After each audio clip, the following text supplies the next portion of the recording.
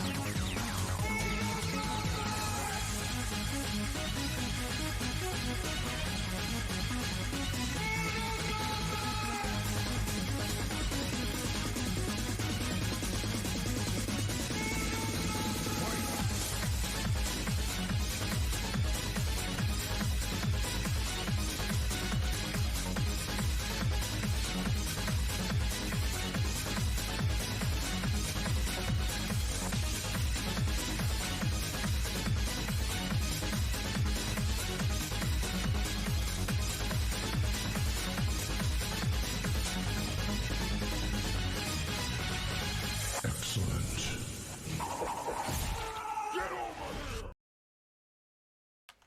Stream is up and then can just introduce me. All right. Welcome everybody to this stream of the CSO Contender number 4. My name is GX, but I'm not alone. I'm here with the amazing Ling Lad. Hello. What's up, GX? Thanks for having me. happy to be back. The CSO Contender number 4. A pretty good bracket today, I think. Yeah, certainly. Certainly looks that way. Give me a second, I need to...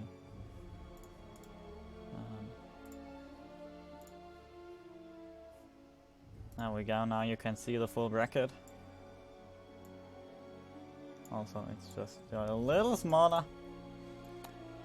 For those of you who don't know, Contender is our series capped at 4,400 MMR.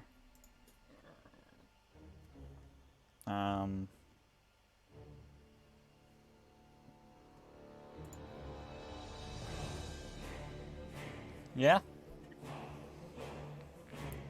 Now, as a first order of business, I'd say I have to promote the Match Arena code, because in the bottom right you can see our prize pool. And that's not the final prize pool, you can help make that bigger. Go to !P or !prize pool in chat, or type that in chat rather.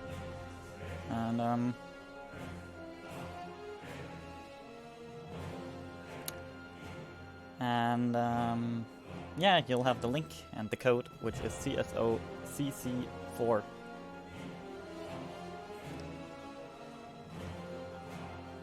Doing that, I think, adds 50 cents to the prize pool. Is that correct? Yeah, it should be correct. 50 cents to the prize pool free of charge, so it doesn't cost you anything too. There are plenty of codes, so if you have friends, family, anyone, you have 2 Twitch accounts, whatever. Multiple signups. No, obviously we kind of accept those, but anything. Get those codes thrown in, and yeah, prize pool increases for our players.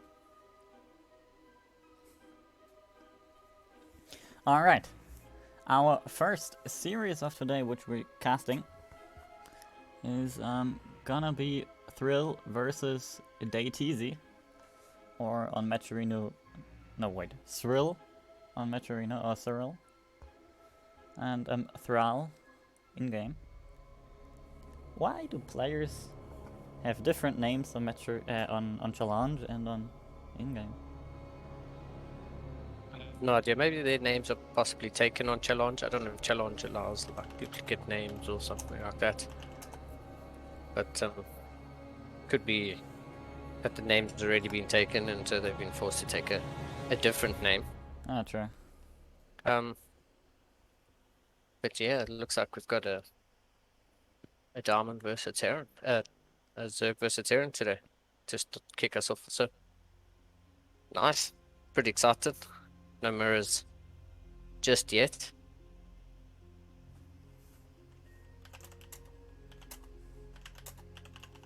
Yeah, now the winner of this match will, as you can see on the bracket, go up against Vales. Vales. I know you're in chat. Tell me how to pronounce your name, please.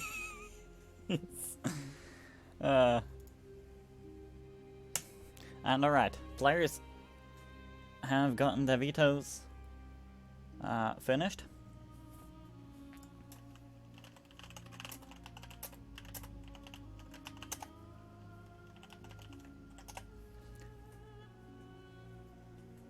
Just waiting for and, a lobby link, and yeah, first map will be 2000 atmospheres.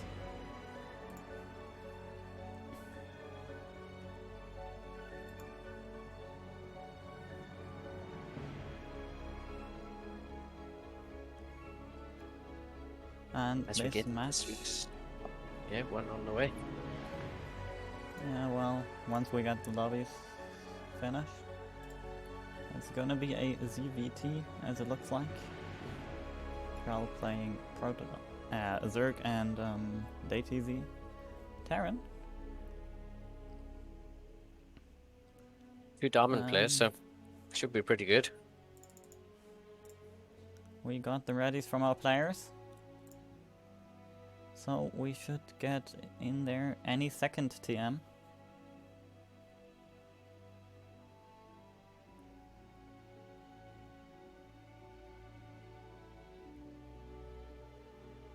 Hello? Oh.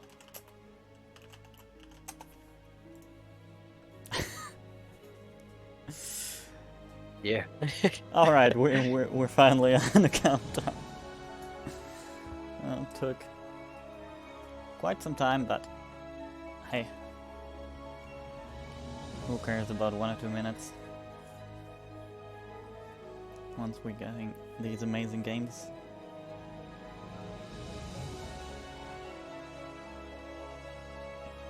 I haven't paid attention to what the second and third map will be. Or to the vetoes. I did see Jagannatha was vetoed and I think Blackburn. That's all I can tell you. Or was it Beckett? Might have been Beckett. Okay. But yeah, am I right in saying that these are best of 3s up until the final, which is a best of 5? Yes. Great. That is correct. So we're in for a good amount of StarCraft. So we're gonna have quite a few maps to see. One person in the lobby isn't loading. That's probably South African internet.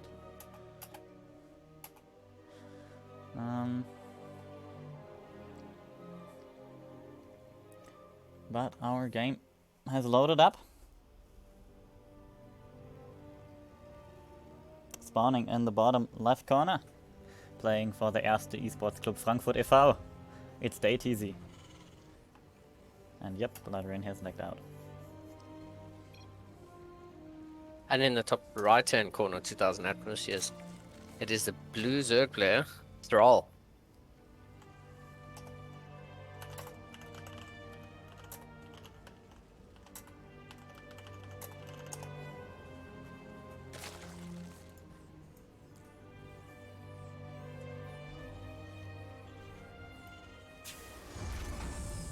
Alright, let's see what they have in store for us.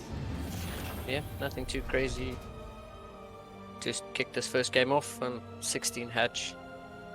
Will be what? 18 gas, 17 pool. I think just a pretty standard opener from the Zerg side. Yeah, 18 gas. Yep. 17 Yes. pool one. Standard as you can get. No early game shenanigans here. SCV's making its way across the map. Gonna see the low ground hatchery. Do you think Diamond players are pretty clued up with their timings to know that there was a hatch first and like just in terms of like hit points on the hatcheries? Yeah.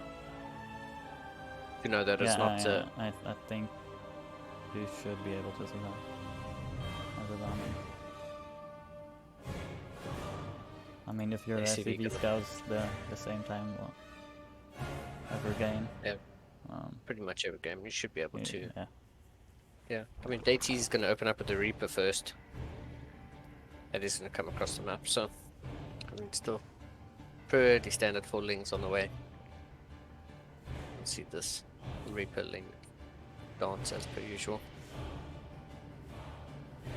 The drone is making its way down to the third base, kind of try hard there. Yeah, and hard away from the Reaper. That is a nice hiding spot. Seeing the Reaper jump off. Jump up. Get some confidence. Reaper gets a drone. Yeah, just manages to get away as well. Can confirm the third base has been taken. And the drone was hidden from him. Yeah, I mean, good to see that he pulls the SCV away from that 12 o'clock base. He was patrolling there to block the hatch if it was going to go up on that 12 o'clock, but Thrall opting to go for the more forward third base. That's Queen venturing quite far off a creep to try to chase away that Reaper. Yeah. I mean, right now there's nothing to punish it, but quite far out indeed.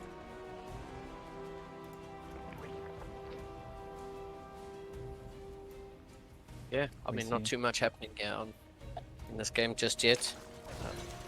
Was a 1-1-1 opener into a third CC. for the Terran. So yeah, pretty good. Nice and standard. Looks like we're going to build up into I think, 3 orbitals and maybe a 1-1 push out of the Terrans. Make it 2 Hellions at a time. So we will see if there's a lot of pressure coming out of the Terran, or if that's just going to poke in and see if they can get some drone kills. Gonna wait for these 2 Hellions to pop and make their way across the map. Apparently I'm a little low, so I'm speak up for now until I can tap out and fix my volume. I'm very sorry. Just don't shout, please. Cloak Banshee. I do like this follow-up from the Terran. Going into Cloak Banshee. Gonna poke in here with 4 Hellions and a Reaper. Yeah, won't get anything done so far. Yeah. I mean, Thrall But not also- taking any chances, putting yeah. down a spore in each mineral line, so also well aware that Cloak Banshees could be an option.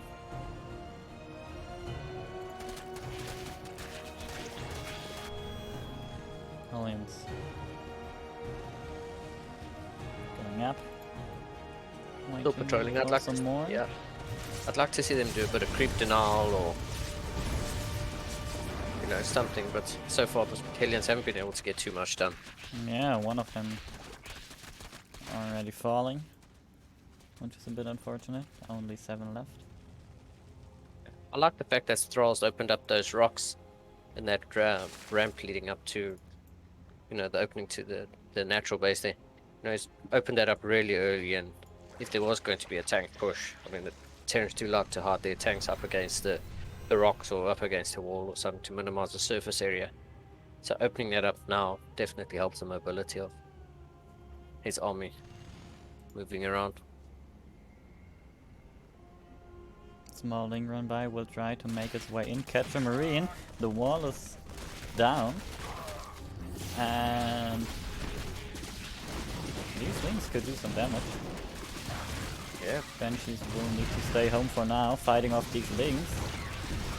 10 SCV. Wow, these Lings really done well.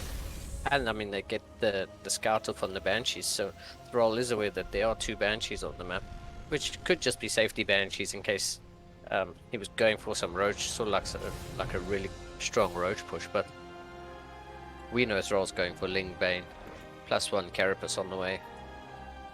So, going up to 4 bases. Banshees will Yeah, looking probably pretty good. try to contest that. Nope, flying straight to the main. I actually wouldn't have minded if those Banshees had cancelled that Yeah. 4th base and forced Thrall to have taken it somewhere else, but they are going to cloak up and head into the main. There is a Spore Caller here already, so Not quite in range though. Now it is. I mean, 2 Banshees able to one-shot a drone. They'll be able to pick up this Queen as well, so And that had a lot of energy on it as well. Probably The because Hellions- Thrall is busy defending of these Hellions. they do eventually get the wraparound on these Hellions and shut it down, but yeah, not too bad. Banshees are going to try poke in here at the 4th base, and on an attack move there is, manages to get one away with possibly just HP. 1 hit point, 2 HP. Wow. Yeah, like 1 Queen will. Alright, there we go. Yeah. Second Banshee falls as well. Meanwhile, another Ling ran by on the 3rd of ATZ. Thrall Getting is 8 SCVs and a really on couple. top of his run bys. Oh, wow. Yeah. Paintings rolling in, Yeah. but they aren't needed.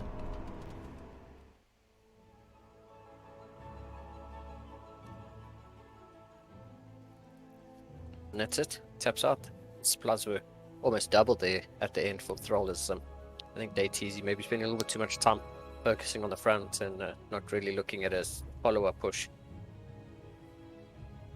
So really not Yep. much to defend the Ling run bars. I mean, that Good game one. That first run by already killed, I think, 11 drones or something. Yeah, 11 SCVs. pretty good. And I mean that the Lings attacking that Marine should have alerted DayTeasy to, you know, there being something on his side of the map, and he could have, if he was paying attention, pulled up the wall in time to stop him getting in. But yeah, I think all of his forces are. I think all of his forces were on the other side of the map. Yeah, second map lobby is currently being created. Though I think that is the wrong mod that we're using. And I might have to switch regions.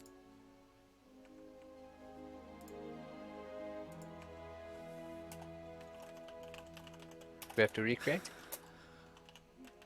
I'm having the entering lobby bug. Quickly have to Okay, cool. log out and log back in. Blizzard apparently hates me once again.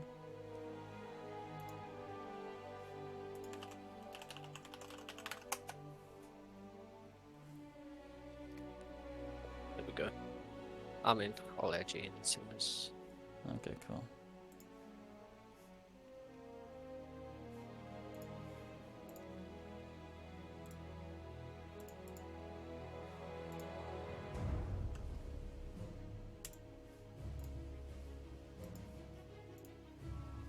You'll need to send that invite again.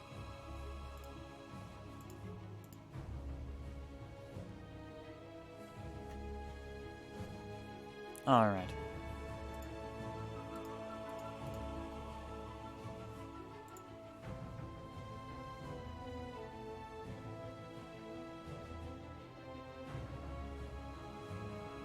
Go.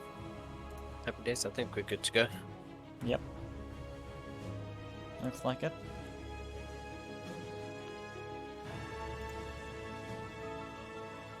So, after some technical difficulties, our second map will be Oxide. You'll need to start the lobby. Just checking DayTeasy is okay. Yeah, he's already in the party chat. Cool. In the party. And happy days.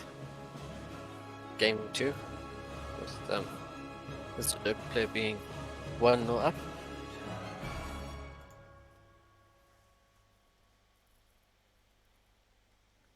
Alright, I'm also gonna bump my volume by a little.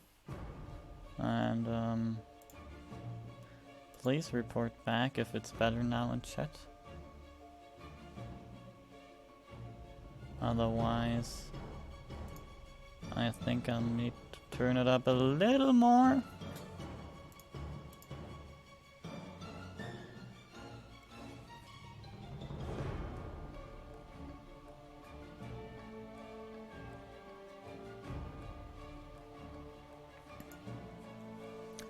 But for now, we're gonna go into Oxide. And I suggest we hop in. Spawning in the top right. The red Terran player is DayTeasy. And in the bottom left, up 1-0 in this series, the blue Zerg player, it is Thrall.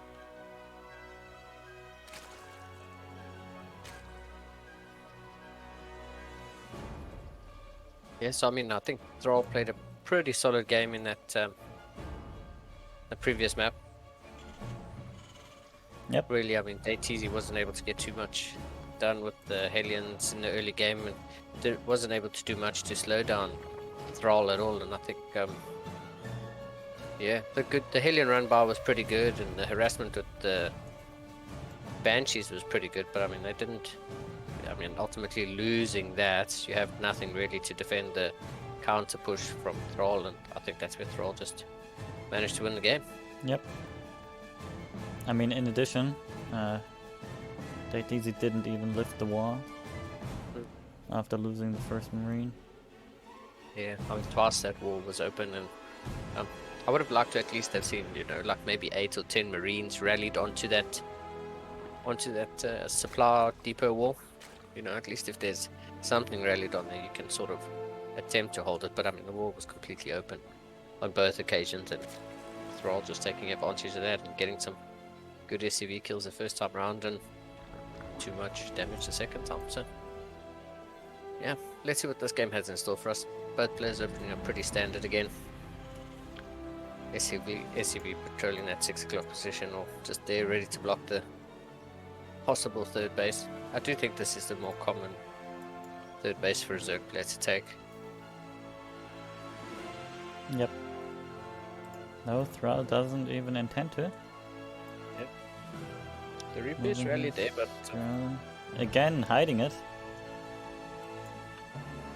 Reaper could have gotten a glimpse of it, but Daytooth probably not looking at the map at that point in time. Reaper getting a kill once again. that Ling's almost getting a pulse around there. Yeah, Reaper getting a kill on that SCV, on that drone. That's a drone each game. I think that's pretty decent. Anything the Reaper gets is pretty good, I think.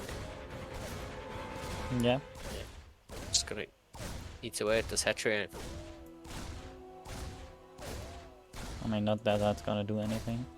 Yeah, I mean, Except perhaps, Ling's- yeah, Thrall takes his queen down once again.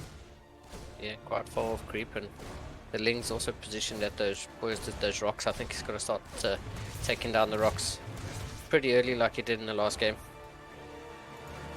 Yeah, but getting to work on those rocks pretty soon. As the SCV still patrolling this would-be third base at 6 o'clock.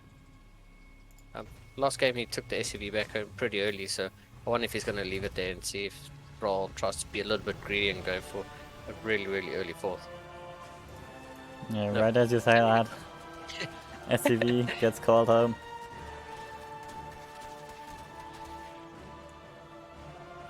Reaper and Hellion being rallied there probably noticed the SCV. Told them to head back home mining. Meanwhile, on this Yeah, base. alright. Yeah, I mean, Daytee's going to open up with Banshees again. No, I don't think he's gotten Cloak yet. No, so it's just opening up with Banshees so far. Going for the same Banshee, 4 Hellions and a Reaper. And yeah, I'd really like to see Dayteezy sort of like pull those queens around and maybe deny a bit of creep. And just do anything to sort of like tax the Zerg and slow him down a bit. Yeah, because right now, like Thrall adding on 10 more drones, the queens will find these Hellions by accident.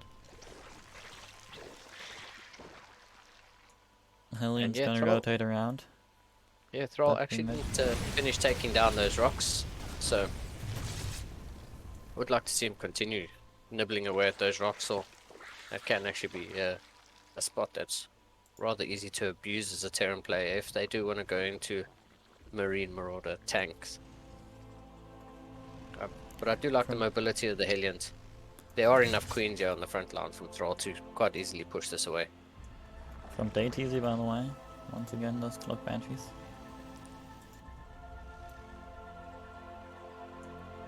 And yeah, he's Both also players going going for pretty similar. builds as the previous game, yeah.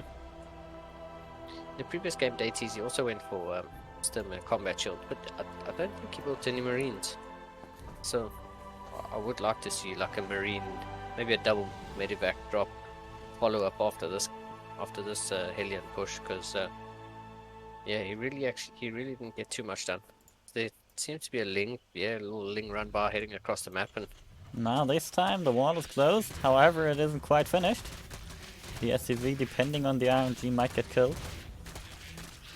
Hellions, which were just heading in, will go back home. SCV's on mass repair. yeah, pulling all the boys Actually, to keep that- the wall up. That's quite an overcommitment, I'd say. Yeah, Also this time, the Banshees Banshees are gonna already cloaked, wasting their energy on...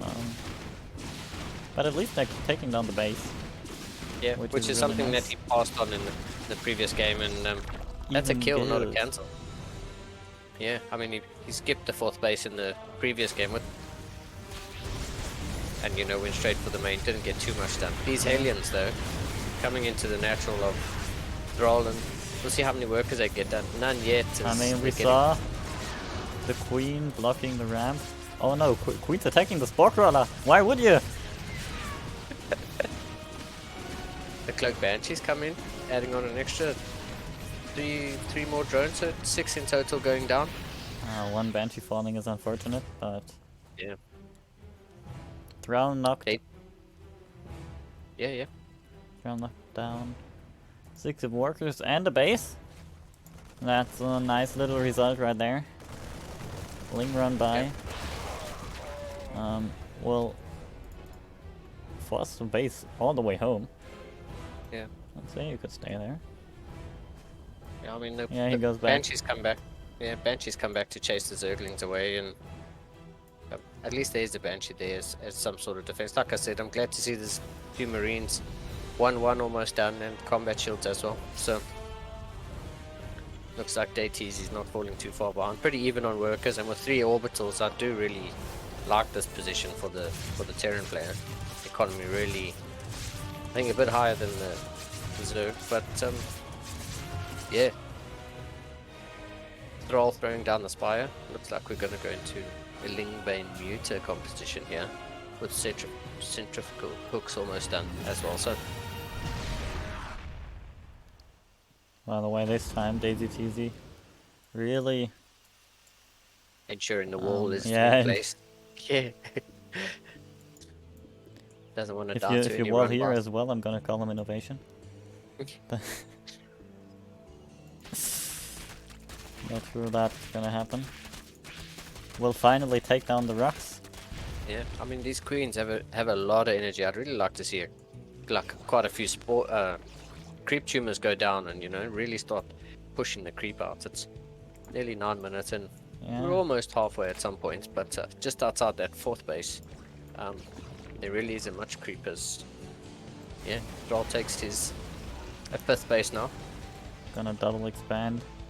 And that will be met by this drop of 16 Marines, I think. Yeah, Yes, that's correct. pretty good. +1 air weapons also on the way. Oh no, that's +1 vehicle weapons, and 2-2 almost done. So Gets the it's a good cancel, but also Yeah. gets the drone killed. Daisy TZ that is. And I just wanted to note that compared to last game, where at this point the supplies were heavily in favor of Thrall, they're fairly even now.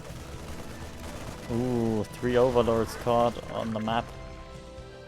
Yeah, and that's Well, going to supply supplies back roll a down. little bit. Yeah, 4 in Custom production, criminals. but yeah. Oh, this is very nice.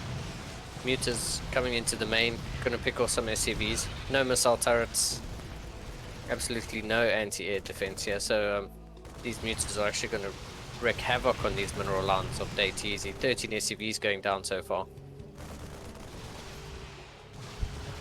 And yeah, I actually wouldn't mind if he's gonna pick off some of the add-ons here. Oh, even gets to Medivacs.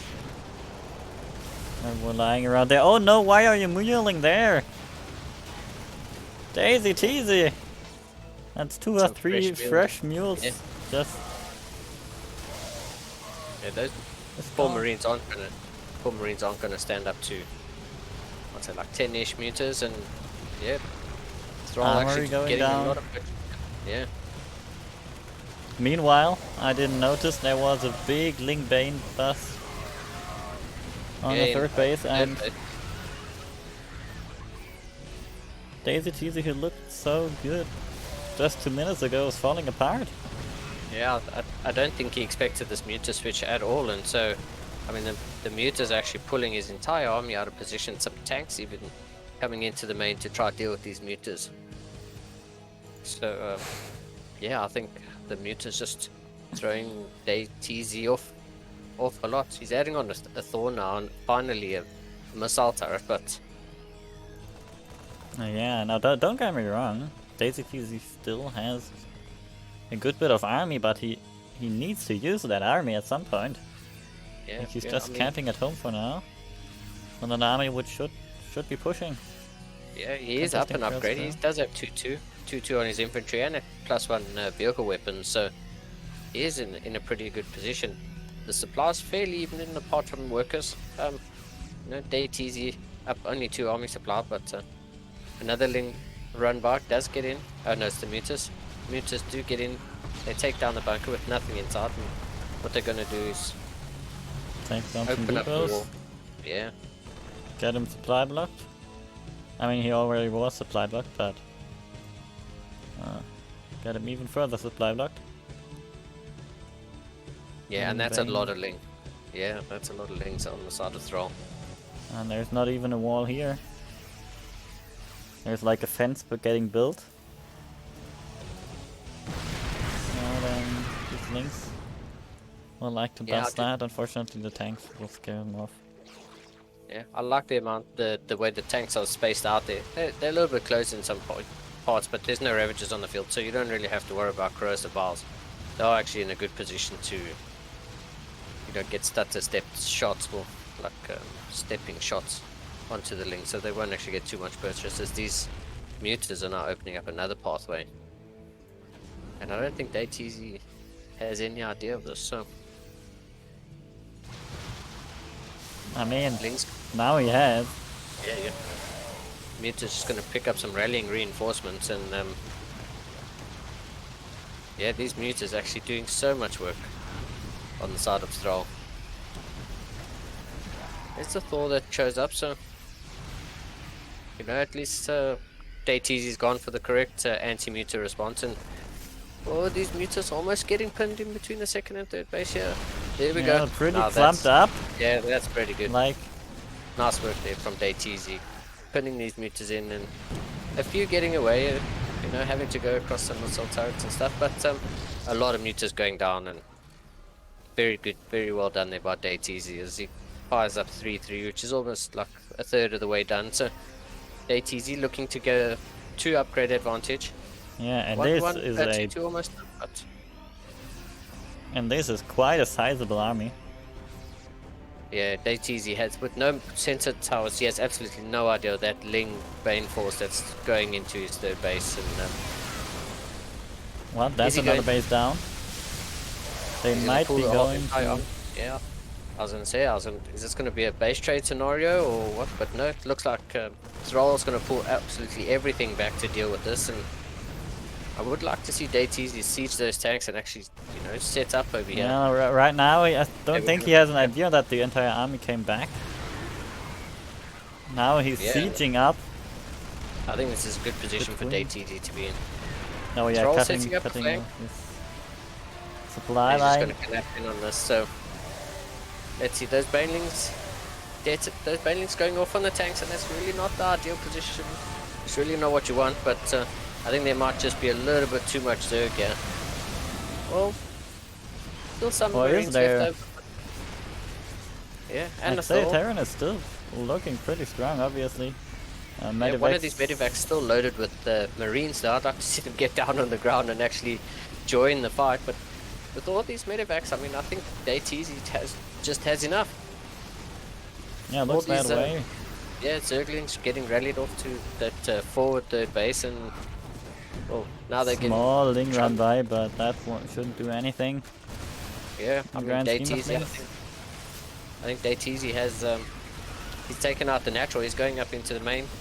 There goes the proxy hatchery, and he's actually targeting down the spawning pool. That means no more Lings or Queens. Yeah, one Ultra gets out. Don't think it has chitinous.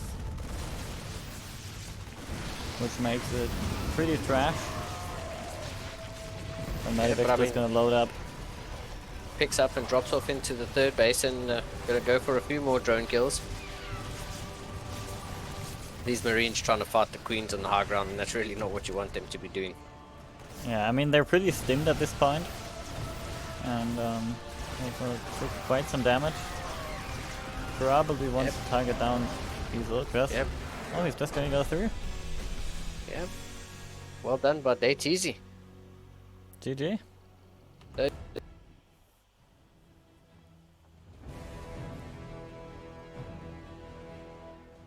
Seemed to stabilize quite a bit, and still kept on the upgrades, and Yeah, I really like his decision to move across the map there.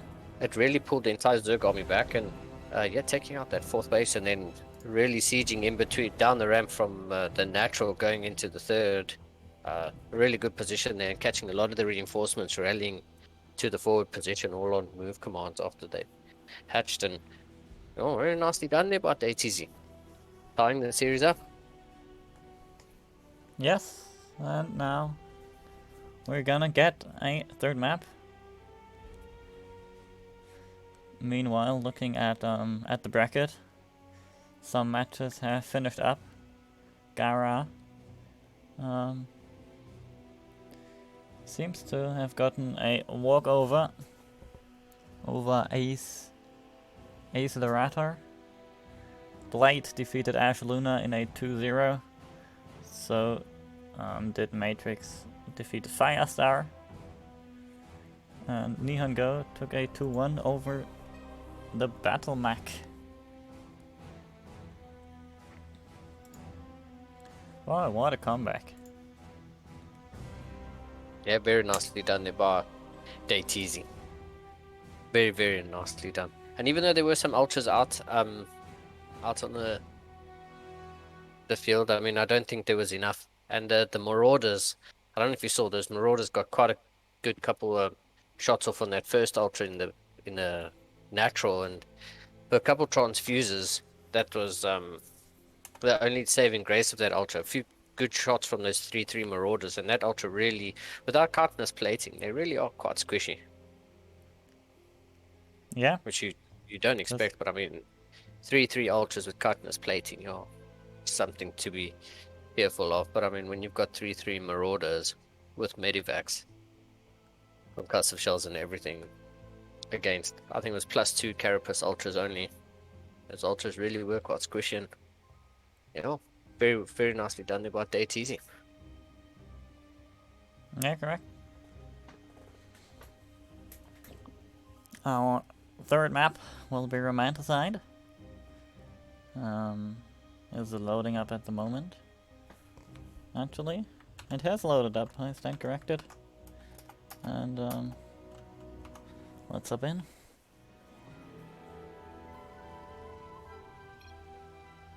Spawning in the bottom right corner, bringing it back. The Rat Terran is DayTeasy.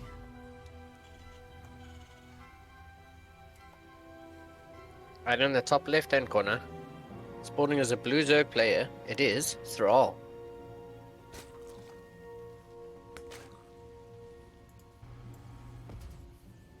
I mean, Thrall played such a solid game 1. Really didn't take any damage at all from that early game pressure. You know, just absolutely went. Got the ideal start that every Zerg player kind of wants, taking no damage, just allowed to do whatever you want to do on your side of the map, building up Massling Bane and moving across the map. And game 2 was pretty good, and I think it was going in the favor of Thrall there, to be honest with you, where, you know, I think he got the jump on DayTeasy with the muters. DayTeasy definitely not expecting that muter switch, and those muters actually getting so much work done. But yeah, Thrall not able to capitalize on that lead that the muters gave him, and giving DayTeasy an opportunity to claw his way back in the game, and he really did. Yeah. Got so much done. Quite nice. Very, very good series this is turning out to be for our first game of the CSO Contender. So yeah, really happy. Pretty standard openers here again. Yeah, SCV again. Again, going to the 3rd base. Be interesting to see if Throughout's just gonna go towards this one. Yeah, I was thinking the exact same thing. I was wondering, is it a European Zerg thing to go for the more forward base? Yeah. Because of the creep spread, you know, you get better creep spread going towards your opponent. And that's exactly what he's gonna do. Yeah. And probably hard the drone as well. I'd like to see DayTeasy at least look for the drone once. Nope. Probably thinks he misses it somewhere else. I mean, he's not explicitly like camping there or searching for it, so. Oh, although this time, Thrall attempted it in every game. Only succeeded with this forward trick. Now. Yeah. Not losing a drone. Now Reaper looking for it. Doesn't see the third base. And is actually put on patrol there. Doesn't even check the other one. It is an interesting decision. Looks over here now. No, I mean, he doesn't even look at the low ground for that expansion. So I wonder if he thinks this is going to be a 2-base play out of the Zerg, or maybe just a late expansion. No, he's just going to go home with the Reaper. I mean, not confirming the third base is always... I mean, it's not too big, but there's this thought in your head that he could be 2-basing. Yeah. Hollending you. I mean, we know that's not the case with... I think he's now gonna check. Yeah. Yeah, there we go. Reaper's finally rallied. He'll check it out now. Yeah. Gets the confirmation that the third base is on the low ground. Will only now start putting huge amounts of bullets into it. Queen's already there, scaring it away. And putting so down two the first Hellions. tumor. Yeah, 2 Hellions do come up and meet the Reaper. Thrall actually pretty diligent with opening these rocks in the early game. Really not looking to do any sort of like scouting with the first 4 lings that he hatched that spawn, and yeah, Deities are actually getting a lot. Tumor. Yeah. Yeah, Deities are getting a lot done with these Hellions this game. I really like the start for him. I really do like the start for him. And he opens up the Raven. I wonder if that's a misclick or it's going Raven Oh, a click big Banshee. fake. I mean, by now he should know that Thrall isn't he's not the biggest scouter. Yeah, these Hellions getting yet another creep tumor, really denying the creep spread from this forward third base, and I like this position for Deities. Yep. Hasn't got too many worker kills, but I mean, denying that creep spread is such an important thing right now, and you know he's delayed Thrall taking down those rocks, so if he does push forward with some tanks at a later stage, I mean, the mobility of the Lingbane is, you know, not there to, the opening's not there to, there's more surface area. There is some Lings going for a counter-attack on the other side, and Oh yeah, no, the door is deja open yet vu. again. Wall is open. Link's just gonna work on the SCVs.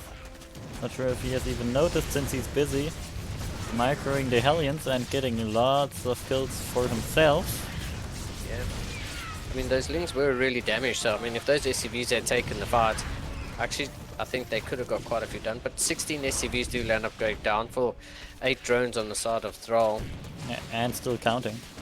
Yeah, 17, 18, wow. This Ling run by actually doing so much work. 21 in the end. Wow. Plus the full scout of everything. That is a nice start for Thrall, not gonna lie. Yeah, and he lost his Hellions on the other side, did he? Yep. Yeah, there's only 3 aliens on Yeah, the he map, did. so... And only got like half of the mineral line.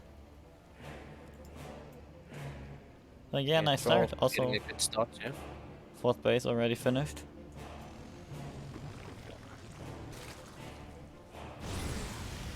Also interesting that he doesn't expand to the right at all. Yeah, is an going interesting down the decision. left-hand side of the map, yeah. I'd argue this base is far more exposed than this one. On the other hand, if you succeed in taking this one, later in the game, this one will be easier to defend. Yeah, he does check there with a Banshee as he goes into the main. I think that's Banshee going into the main. Yeah, Cloak Banshee. And Banshee's gonna start picking away at that Spore Crawler. Yeah, I think he might just get the Spore Crawler then. Yeah, looks like it. Without damages. Spore Crawler. Oh! Right as the Spore finishes. Yeah, and this Banshee actually getting quite a few, 11 kills now, 12 kills. Yeah, Those Overseer aren't Army all work. now arriving. Yeah, I mean, those 12 kills weren't all workers, because I think that Banshee was defending the Ling run by Yeah. back at home. But I mean, that But Banshee getting 6 worker exactly. kills, very good, yeah. Plus the Spore, which is They're the tying up 7th the worker worker. count. But I mean, Thrall hasn't made any army at all. He's still making SCVs, and I think this is what he did in game 1, where he did a little bit of pressure and got thrown off in the beginning, and actually didn't make any army on the back of this. It's not Yeah, going to the take Ling, it, the actually. Baneling's not even needed to bust through the wall, since there is none yet. And I do like that, pulling the banelings to the side, and yeah, but here comes the bust. Oh my god, 19. No, that wasn't all in those, but be nice for next time, GG. Yeah, Thrall. The I ATZ think that just was, dead. yeah, I think that was pretty much almost identical to game 1. Pretty much almost identical, but Yeah. Good. get the win at the end of it. But those Hellions in the beginning getting a lot of work done, denying the creep spread, minimizing the taking down of those rocks, and unlucky for DayTeasy there. Thrall taking the 2-1 victory. Yeah, he's gonna face Veils in the next series, which I'm not sure which one we're gonna cast.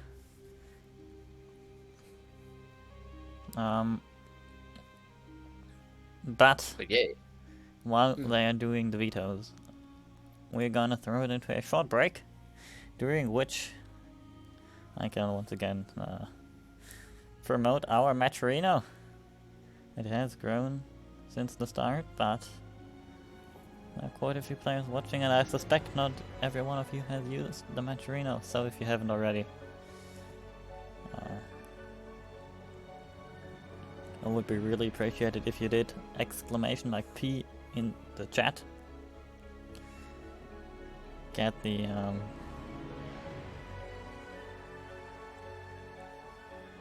you get the link to this Matcherino.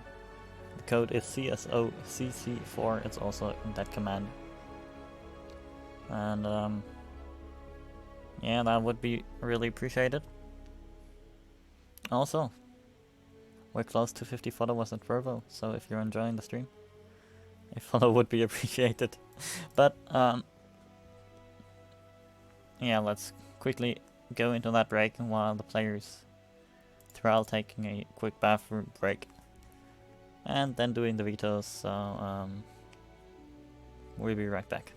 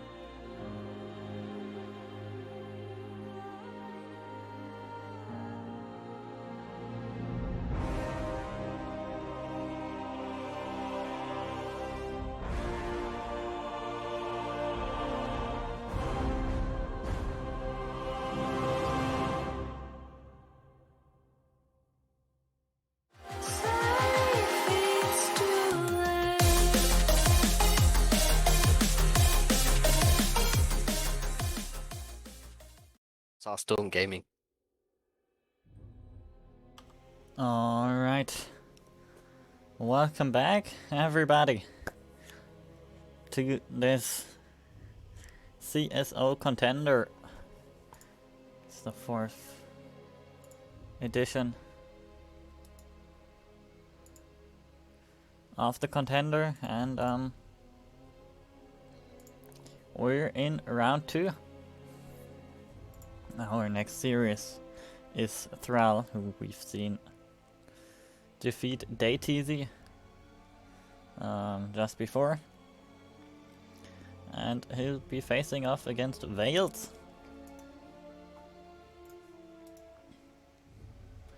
Veils, Terran player. I think like 4.3. Yeah, 4.3 KMMR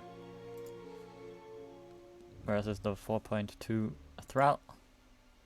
So not too big of a difference. Anything is possible here, I'd say. Yeah, another TVZ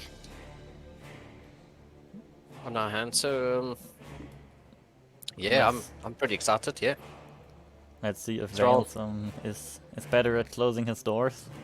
Yeah, I mean, Thrall looked pretty convincing in game 1 and 3 there. Even though game 3, you know, he did get slowed down a little bit, but he seems to be pretty good at building army, and he knows sort of like when to push across the map. And yeah, let's see if Veils can bring something different to the table. Game 2 I mean, of the Thrall's previous game was pretty good, but Yep. yeah, let's see if Veils can throw a spanner in the works. pretty sure Veils was watching the first series, so he's just gonna have an idea of how Thrall is playing. By the way, you'll need to start the lobby, I think. Is everyone good to go? Yep.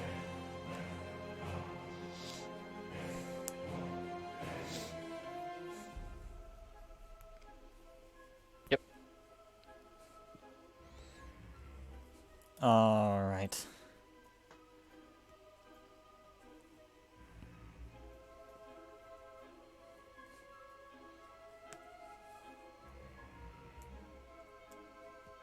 Alright, Lightshade as the first map. Loading up. Please loading. Alright, there we go. I'm always a little worried when the timer finishes and the loading screen doesn't pop up.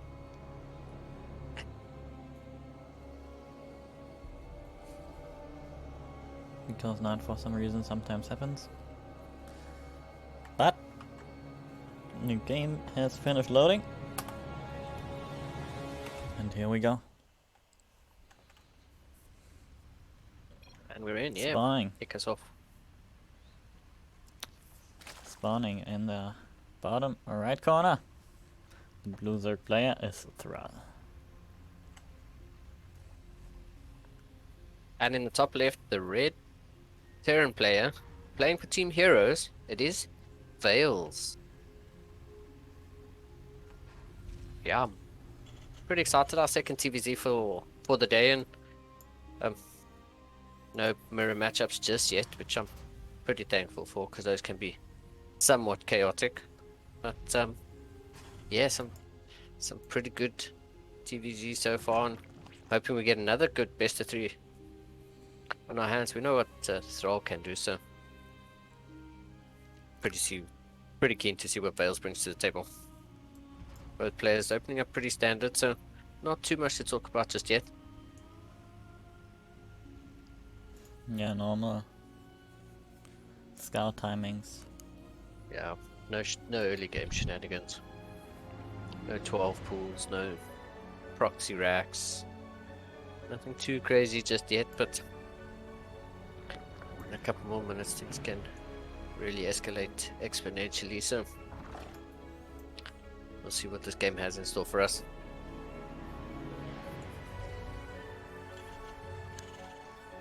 Normal natural expansion for the Terran as well.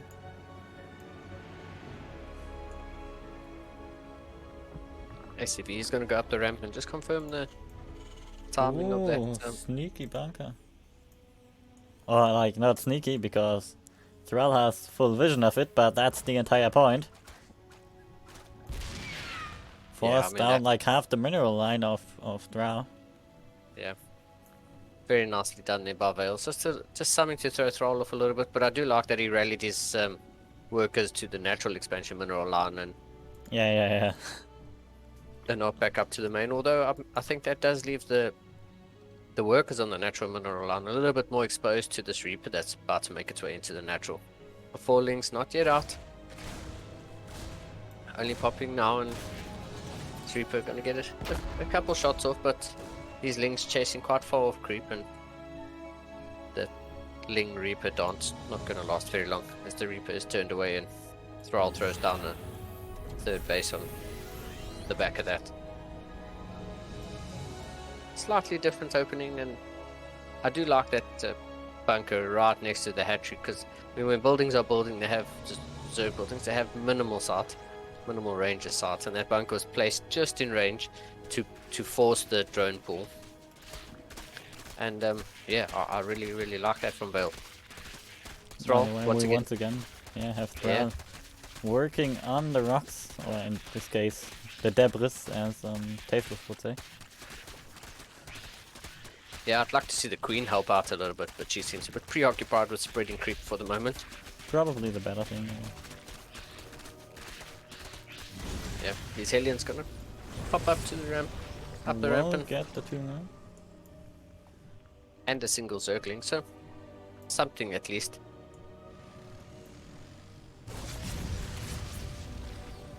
Although 2 Hellions and a Reaper, not enough to take on 2 Queens, and they will get turned away. Yeah, 2 more Hellions coming behind that. Yeah. Link speed about to finish, so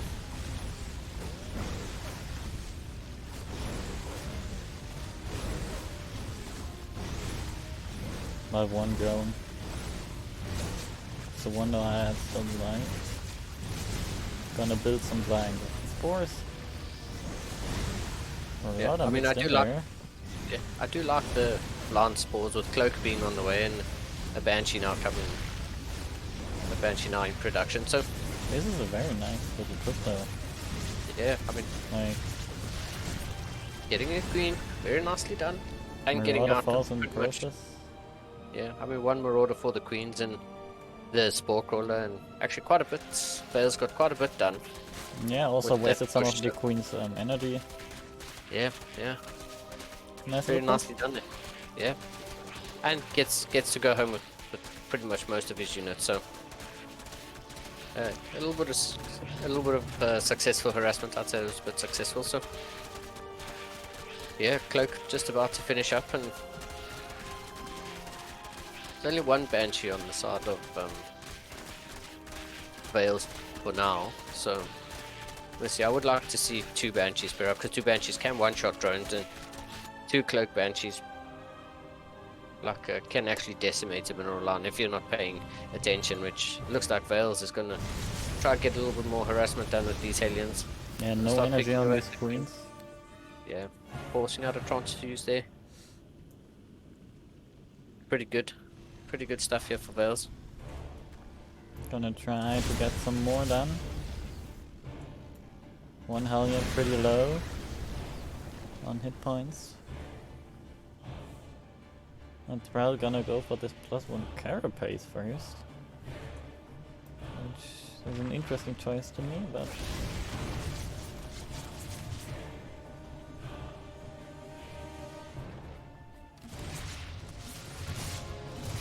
alright.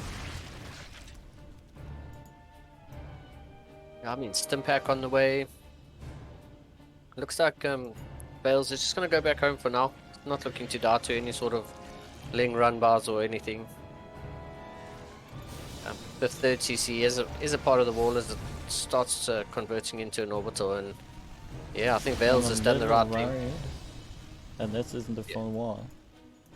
Or at least doesn't look to me that way. Between the supply depot and the CC. Yeah. Yeah, but I mean, I think Vales did the right thing there. Not overcommitting has with enough the units. alien. Yeah, has enough at home to defend the possible Ling run bar. As yeah, Thrall has actually gone into there's quite a few Lings on Vales' side of the map, and yeah, Thrall just doing the right thing. Vales doing the right thing, staying at home, not looking to die to any sort of early game run bars, and yeah, his third CC now up and running. Yeah, Thrall does have a overseer in the back of Vale's main, so he did put down a changeling there, so did have a little bit of vision, but that changeling, you see the little splats on the ground, that was a changeling. Thrall does have a bit of vision into the main base of Vale, so he's not completely blind as to what's going on the side of the Terran, but I would like to see these two Banshees of Vales head to the other side of the map and maybe get a cancel on that fourth, or try pick off a couple workers where you can. For now, he's sitting at home, not looking to die to any sort of early game aggression. 10 roaches on the way for Thrall, so let's see what he can do with these 10 roaches. Also roach speed, so looking to set up for a bit of this aggression. might be a little more than just some pressure. But then, who knows? He also queues up 10 more drones, so He's expanding on the back of this as Vales is now halfway through the map, and looks like Vales is actually going to try to put some pressure on Thrall here. Actually wouldn't mind a scan to clean up some of that creep off. Just misses that forward active creep tumor, but yeah, it looks like Vales is going to push in here. Sieges up the tanks and some damage before these Banes hatch. Once they do, they're gonna be a rather big problem. No speed so far. That's only 3/4 of the way done. yeah, I mean Those those tanks, much of the Terran army back. yeah, those tanks were clumped all together, and a couple corrosive vials still managed to take 2 of them out, but the remaining tank, wow, just too much Terran there. GG gets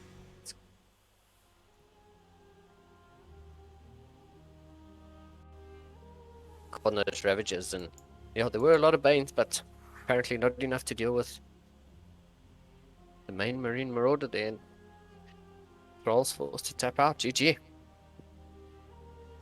Yeah, Vale's taking that sweet 1-0 lead.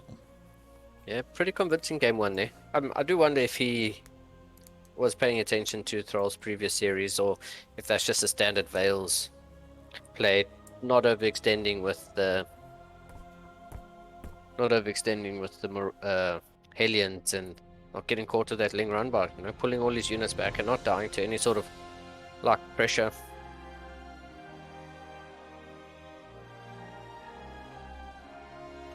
I mean, he was in chat, so there's a good chance this was an adjustment. Also, I'm once again having the entering lobby bug. Blizzard! Come on!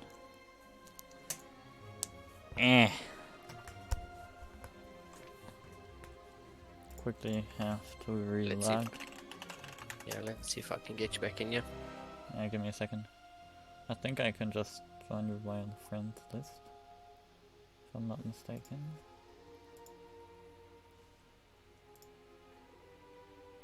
Where are you?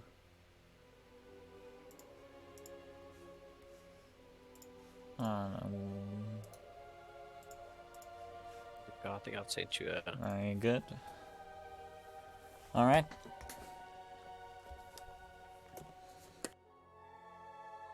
Just double check with the players that everyone's ready, and yeah, everyone's good to go. Let's get game 2 on the way. Yep, good luck, have fun.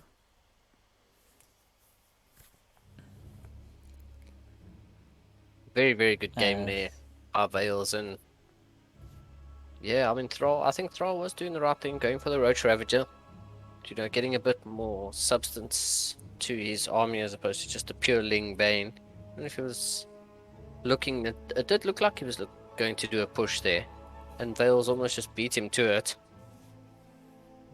But yeah, I mean, we know Thrall, pretty good player. If he gets the way he wants to start the game off, I mean, he can pretty much close out a TVZ quite early on. So let's see what he brings to this game too. Yep. Map has loaded up. Thrall versus Wales, game 2. Let's get in. Spawning in the bottom left. The red Terran player playing for the Platinum Heroes. It's Wales.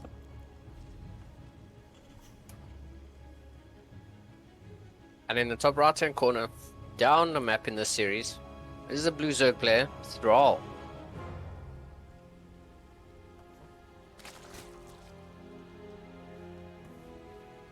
Alright. I was about to say, I'm pretty keen to see what happens this game, and looks like Thrall's going to open pretty standard. Vales, on the other hand, And he has oh some plans. no, oh no, oh no! It's going to get scouted immediately, and I do wonder if Thrall's going to pull back or if he's going to show the OV. No, he's going to show the OV, so not sure if Vales is paying attention to that OV just in vision range for a little bit. But yeah, Thrall going to pull some drones and hopefully going to try to stop this proxy Rax. He's going to start nibbling away at the first SCV. I'd like to see him split up the drones 3-3. No, first Getting that SCV first goes SCV. down. That's such Second a big thing. SCV just goes home. Yeah, I mean, And that's 6 this drones brings that aren't Vales. mining. Still though, this is a massive disadvantage for Wales. Yeah, I'd like to at least see him cancel one of those racks. He's building a barracks back home, so... I mean, keeping the 3 drones busy is nice.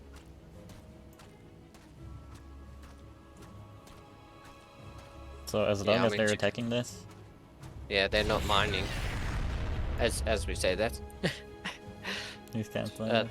Yeah, They Vales probably decides to- needed the money for the expansion. Yeah, Which I actually don't mind. And I think the expansion is at around a normal time now. Just the tech getting... might be a little late. But it's like the tech massively behind, obviously. Yeah. Game paused. I think the game...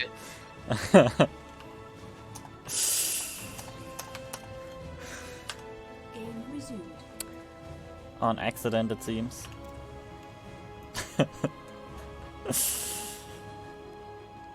Many people actually don't know that there is a dedicated pause key on the keyboard, and What is That- the dedicated port key? it's like literally, if you have a full-size keyboard, it's like print. I don't know what the second is called in Oh yeah, English. yeah. And then print the screen third, lock. yeah, It's and then print and then pause or break. I didn't know Yeah. that either. Oh, and that can actually be used in StarCraft to pause and unpause the game. I was almost tempted to push it there for a moment. I mean, I think you can. You're not a ref. I think. Yes. Yeah, I'm not gonna chance it. The Reaper Vales. He's just gonna run straight past the Queen and let's get a couple shots on these drones. Attacks a bit of APM and he's gonna run up into the main as well. Oh, Quite a dies sacrificial though. Reaper. Yeah. Looking to get what I can only assume was a scout to see if there was any sort of commitment to like early roaches and just going ham on the army. But Thrall is expanding behind this. He does go for the forward expansion, so going up to 3 bases, and although Bales is behind in supplies, down 6 workers, he does have 2 orbitals, so I really don't mind his position right now after a failed 2 racks. I think he did make the right decision to cancel those 2 racks, build 1 at home, and then go for the expansion immediately. So he is behind a little bit, but I don't think it's at a position that he can't recover from. The Overlord is going to come in for Thrall. Let's just get a full scout of the main and see that it is a two barracks, 1 factory, so still no starports, so still no medivacs. It's an armory on the way for Vale, so I do wonder if that Actually, the factory is on the reactor, so you know, I wonder if we're just gonna get a lot of Widow Mines this game. Starts a lip in his starport. Yeah. And continues with his double hitting production so far. For now. On the other side, Thrall's Binding Nest has finished up. Going into lair. And starting to saturate his third base, which these Hellions, they have something to say about that. Also, again, we have the 2 Marines and 3 Marauders in there. Yeah. Together with the Hellbats. So it's going to be a Hellbat push instead. I mean, in game 1 he went for the Hellions. This game 2 he's going to catch a couple of these Banelings morphing. I'd like to see him target them because Hellbats they aren't good against Banelings. Oh, 2 Hellbats dying against all 4 Hellions, Banelings though. Liberator comes in, brings some freedom. Force the Queens to reposition. And yeah, these Queens are just going to be able to push back the army from Vales.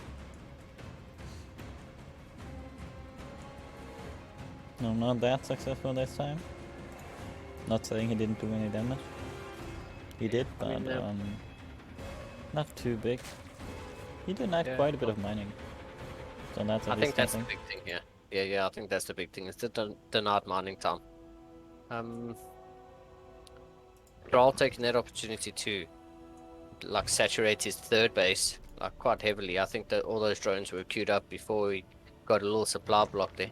Gonna go for a 4th base as Vales is, I think, gonna look to do a little bit of harassment on the other side of the map. The army supplies are fairly immediately catching that 4th base. Yeah, the army supplies are fairly even, but that's a lot of Ling Bane on the side of that's a lot of Ling on the side of Thrall. And quite a few patrolling Queens. So yeah. Bulls will now come in.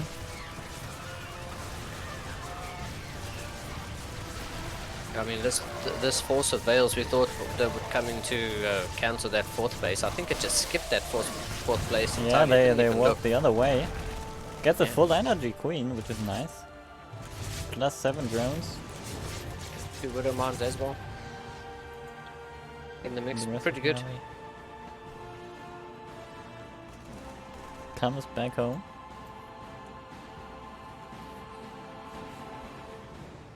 I mean, Vale's gonna throw in a couple extra barracks and look to really go into this Bioforce with his 1-1 almost on. With his 1-1 almost done. +1 vehicle weapons is also finished, although I don't see any tanks in this army for Vales yet. Or is that just for the Widow Mines? I think that +1 vehicle weapons is for the Widow Mines, correct? I would assume so. Let me see. Not. No. I think he's got +1 vehicle weapons, but he doesn't have any tanks in this army. He's going to look to push on this 3rd base again. Still has no idea of this 4th base of Thrall just yet. And oh, lots of Banelings coming in there. Can't engage in that. Retreats into the Widow Mines, gets a few Lings and Banes. Will the focus fire be there? Not yet. The Widow Mines will die. Once again gets in. Like he could so easily just slide down that 4th base. If he knew about it. Thing is, he has no idea. Yeah, he actually has absolutely no idea of that. So yeah, 1-1 done. I'd like to see him fire up 2-2 and not fall behind at all with these upgrades. 1-1 is done on the side of the Zerg, so and the Zerg player fires up 2-2 before the Terran player fires up 1-1. Although these Zerglings are gonna get caught. Might even catch some of the Banes. Doesn't look that way, rather faces an Overlord. Which also is an okay decision. Yeah, Vale's taking a almost 30 supply lead at the moment, and I really don't mind this position for him. Yeah, like his worker count is like through the roof. Not quite on the moon yet, but on 70 SCVs plus the mules against the just 54 drones of his opponent. Yeah. Like his macro will be so much. Well, his production will be so much better. Yeah, I like the really idea to fun. pick up and go into the natural there, but Thrall does have a forward positioned spore crawler there, and Bales decides to turn around and go back home. Thrall in the meantime is busy saturating his fourth base and starting to catch up in the worker count, although he is still behind now, 13 workers. And Bales finally fires up 2-2. Oh, yeah, Bales finally fires up 2-2 infantry weapons. Vehicle weapons level 2 finishes up as I think there's only 2 tanks on the field here for Bales, so 2 tanks with +2 though. It's a pretty good position to be in. So there's a Ling run by here. He's going to catch a couple of these reinforcing marines, and this Might tank's get a going to tank. see. Which is really Yeah, that- unfortunate for Bales. Yeah, that tank sieged up at just the wrong moment, and it actually pulls the entire army of Vales back.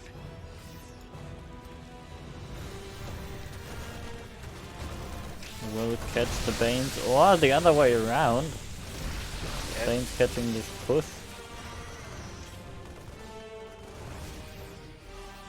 At least now he knows about the base. Will still try to push in on the bottom. Oh no, the Bane connections are amazing. Yeah, pretty good. Pretty good, but I mean, I think that was most of the army for Thrall. We've got Yeah. some queens here, but I mean, these. Here we really see that worker advantage for Vales. He's still 15 workers up plus mules. Yeah, I mean, I'd really like Paying to off. see. And the Bane's just rolling everywhere. Yeah, this that'll beat the tank's rest of the still alive. line.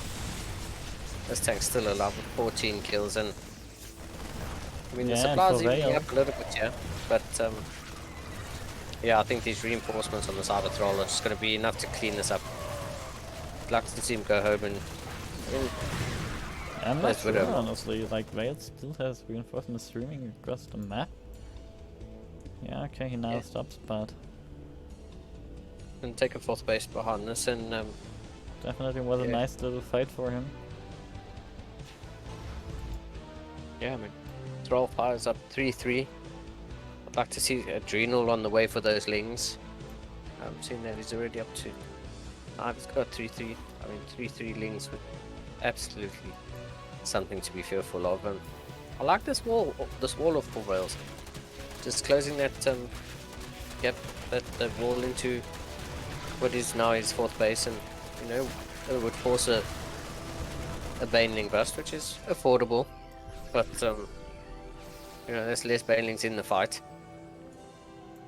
Bale scans ahead, sees the army of Thrall moving around, and no Cloak Banshees this game. Well, he did make a couple of Liberators, but no actual mineral line harassment here on the side of Vale. So, and Thrall is still down 23 workers. Wow.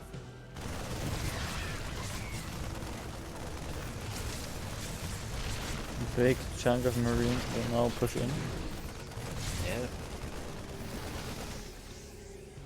And I think Vale is aware that Thrall's trying to set up a surround here, and he pulls his Marines away, and actually catches the surround of Thrall, and Thrall losing a significant chunk of army there. He's now down 70 army supply.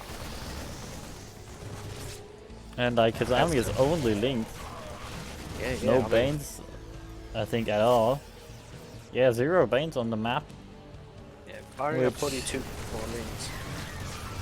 Vales' Marines are pretty far on the red, but doesn't matter. Vales takes the series to 0. And with that, Very well done. will advance to the semi-finals.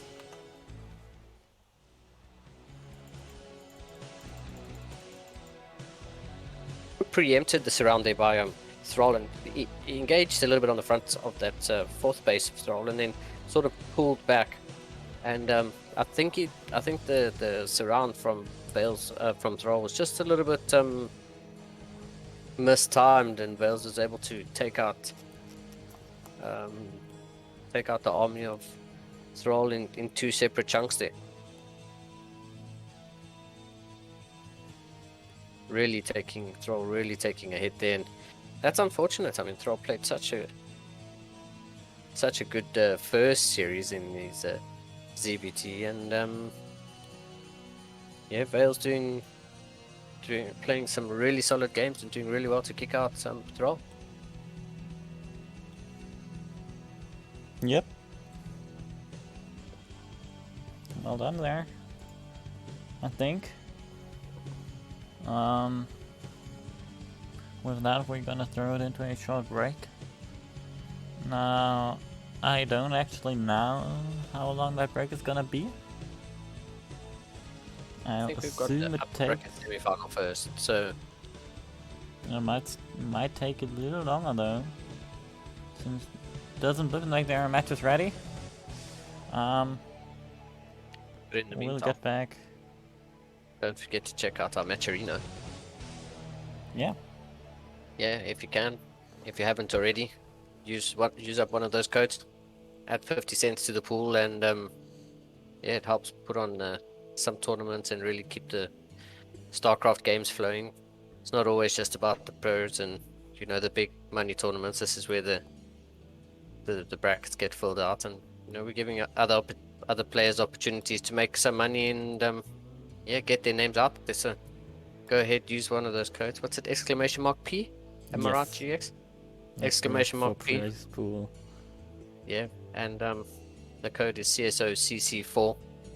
So it'll add 50 cents to the pool, and it really goes a long way to getting some StarCraft to you guys. And yeah, thanks. We'll see be you. right back. Yeah, we'll see you shortly.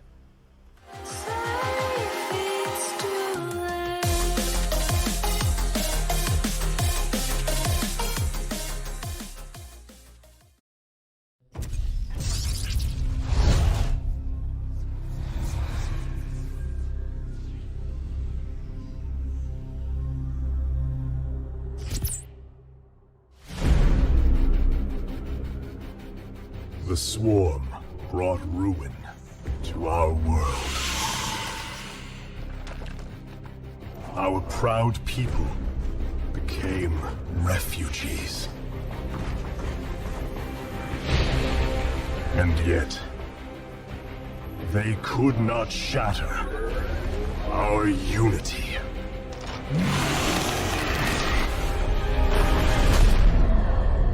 For we are bound by the Kala, the sacred union of our every thought and emotion.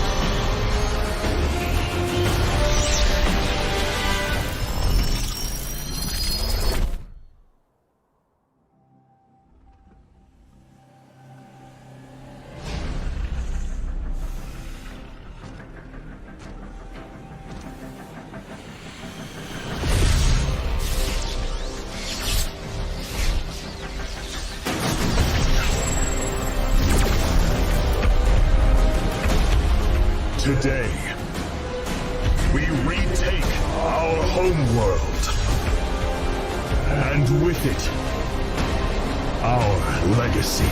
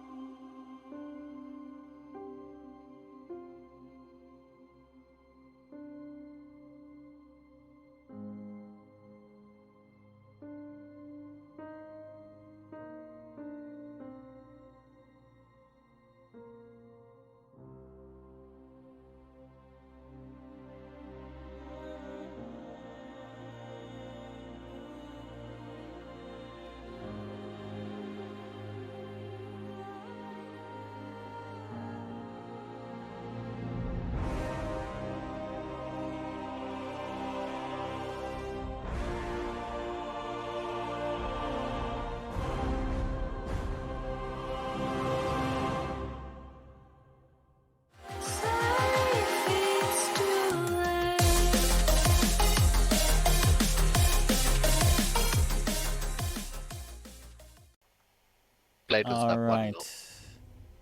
Quick update. After we've just seen Wales defeat Thrall, we now don't have any series. Now the next series we're casting is the one with a legacy. It's not certain, I think, that we're gonna cast both semifinals, but at least the one that starts earlier, be that Wales versus the winner of 11 on Neon Go, or a legacy versus the winner of Blade versus Matrix.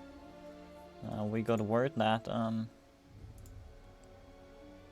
Blade was leading 1-0 in his series, but so far no further update. So yeah, we're just waiting.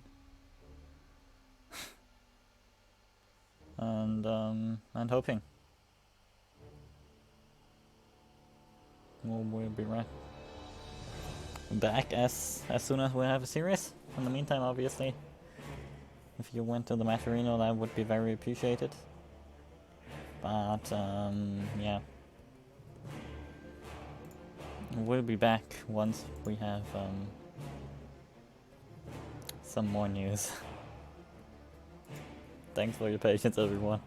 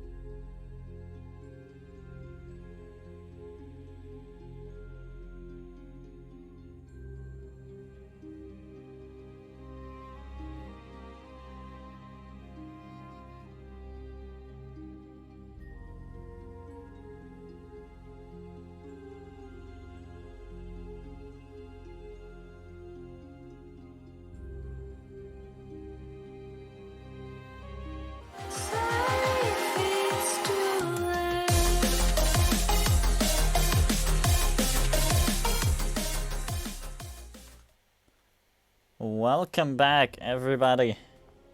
We finally have a series. And it's not the one with the legacy in it. But it is Veils versus Nihon Go. Still with me as Linglad. After that rather long break. A TVT, what do you think?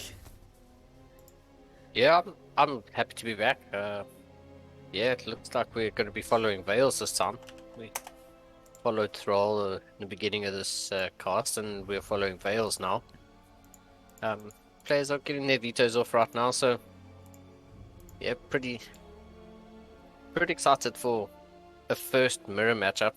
Mirror matchups can be pretty crazy, and TVTs especially.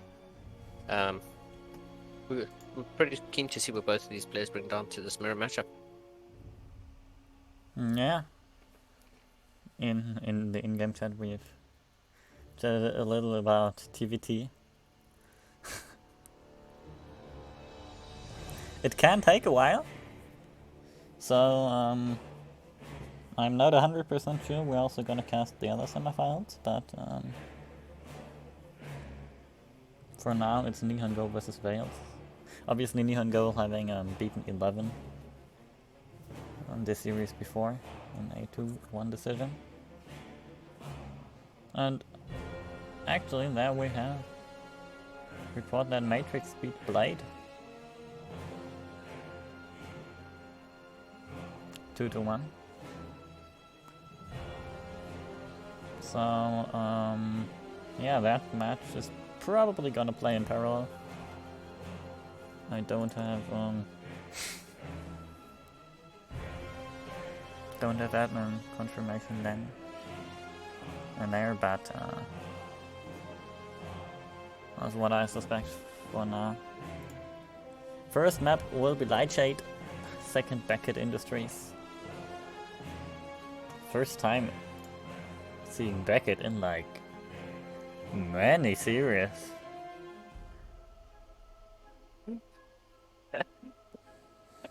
And I'm not sure if I casted a single game of Beckett Industries. I'm scrolling through my replays and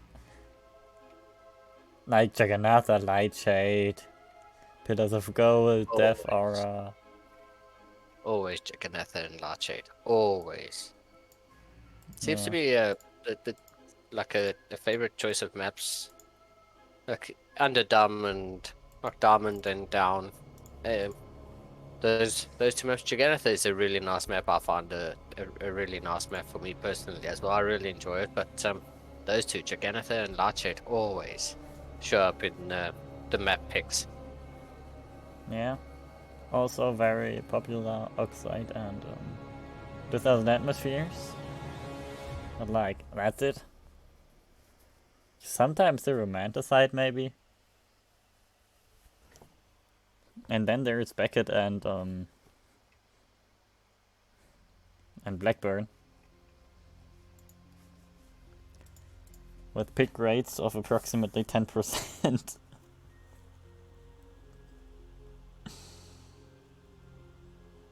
You could assume some players really don't like him.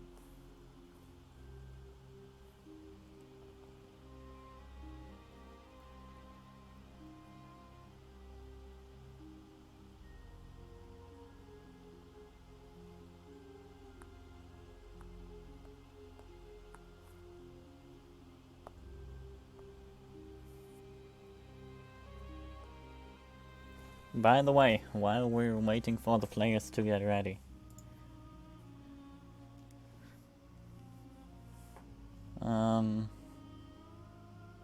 still waiting for Nihon Go. There we are. Veils already said ready. Probably. Yeah, there we go. Okay. We have reached our today's follower goal of 50. And we're quite a few of you who pressed that follow button. Thank you very much to each of you. Very appreciated. Yeah, gonna set higher goals for next time, I think. Thanks to everyone who's hit the follow button. We really appreciate it. Yeah. Getting that Trovo account to the moon.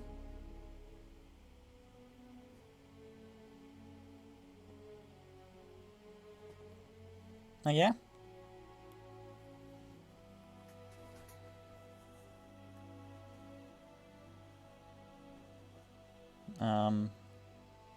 Vale says ask in chat if both semis are at the same time. I would love to answer, but Vales is in the loading screen right now. Nope, I stand corrected. He is in game. In this series that we are in. Let's go in there. Spawning. And the top left, there we have him. For the Platinum Heroes. It is Vales.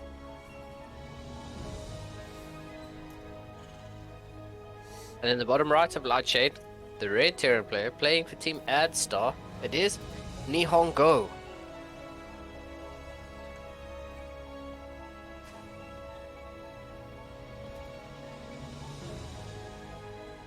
Alright, TVT. Early gas for Vales, no gas. Later gas for Nihongo. Both players going for the barracks. Yeah, TVT to kick off this semi-finals. So Nihongo gonna take a second gas. Right behind that. So, mirror matchup, but not mirror bulldogs. This could get lots of fun. yeah, Nihongo going for the SAV scout. Bale's not opting for any sort of scout just yet, so Nihongo I think is just gonna make sure he doesn't die to any sort of shenanigans too soon. Just gonna make sure that that barracks actually is in the main base and it's not being proxied anywhere else. Both players opening Reaper first, so That's gonna tell Neon as it goes SCV to get the hell out of his base. yeah, This is trespassing and it's not allowed. Nihongo taking the warning and getting out of there before Vales closes the door. So yeah, it's gonna be a Reaper on both sides. Neon goes. Reaper gonna check around. Yeah, just goes Where around base some. is Reaper? Straight across the map. Vales will have a second Reaper out by the time Nihongo will have a second Reaper out by the time Vales Reaper actually gets there. So for now it is Vales, time for Vales' Reaper to go trespassing. Oh, Yeah. might actually get a kill on Nihongo's Reaper. That is very nice.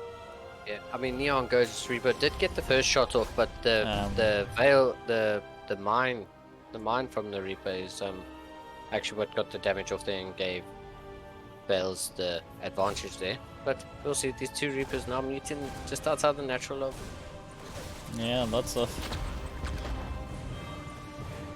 shots on both sides. In the end, both Reapers on approximately the same HP. Gonna be joined by a Hellion Yeah. to commit more crimes. That Reaper just getting out with 1 HP. Wow. Literally 1 HP. So lucky. The mine gonna reposition, the mine from Nihongo gonna reposition just to the Oh no. front end. Yeah. They Bales spotted is it paying though. attention. Yeah, he's paying attention and does see the Wooder mine tracking line. I'm not sure what that line's actually called, but he does actually spot the tracking of the Wooder mine and does pull back just in time.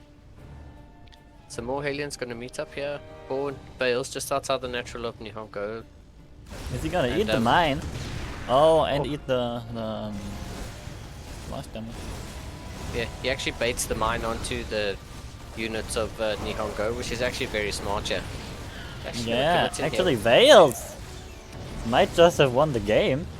Yeah, he commits in here with the 2 Reapers and the 2 Hellions, and the Cyclone from Nihongo is actually rallied out to the natural, and Like the Vales is Cyclone doing actually huge damage.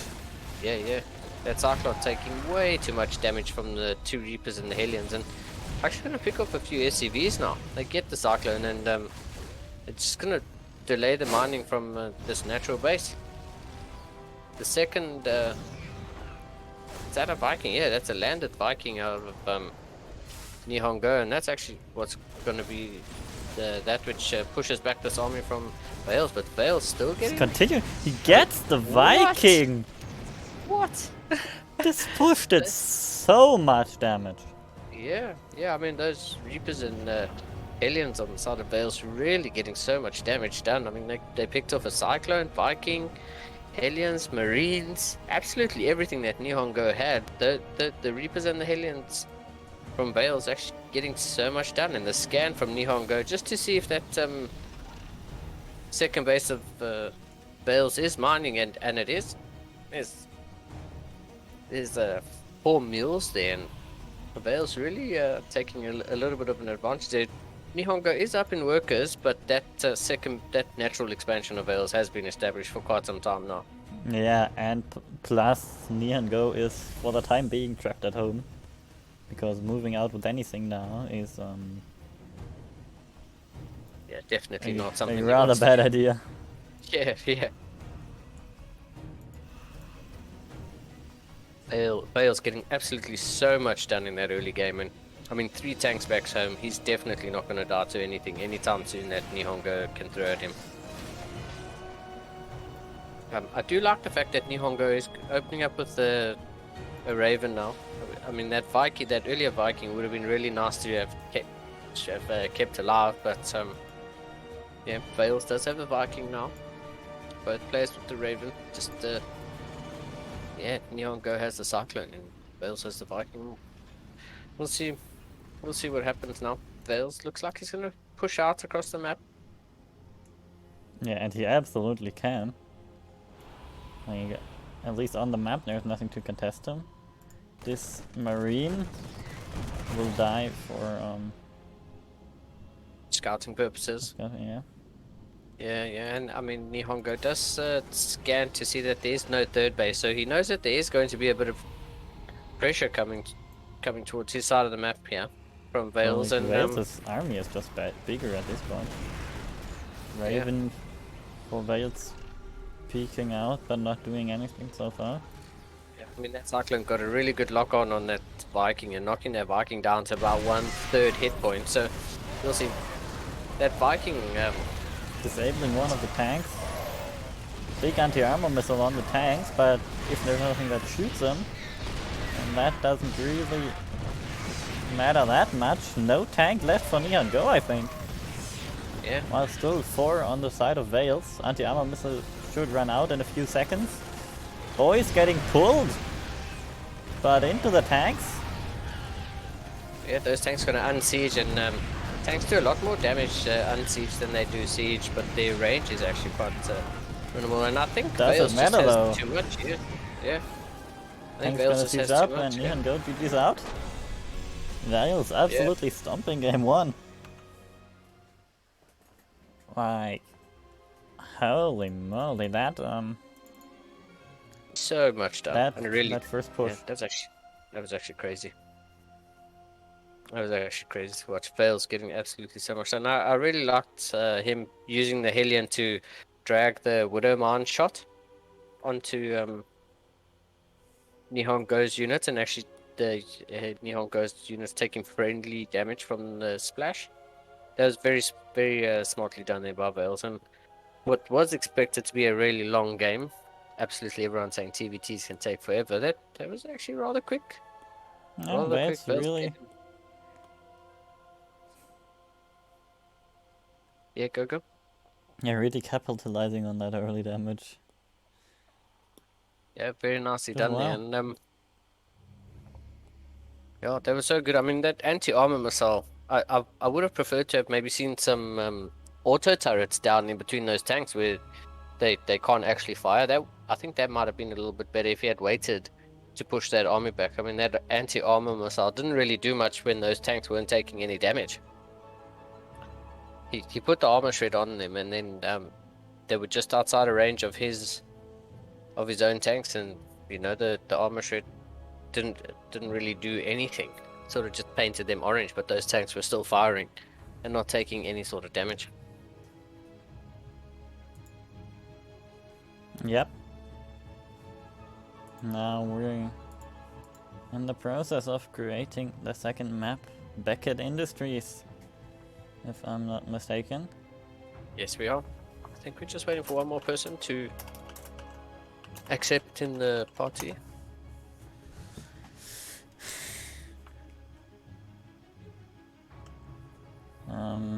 Yeah, might be him.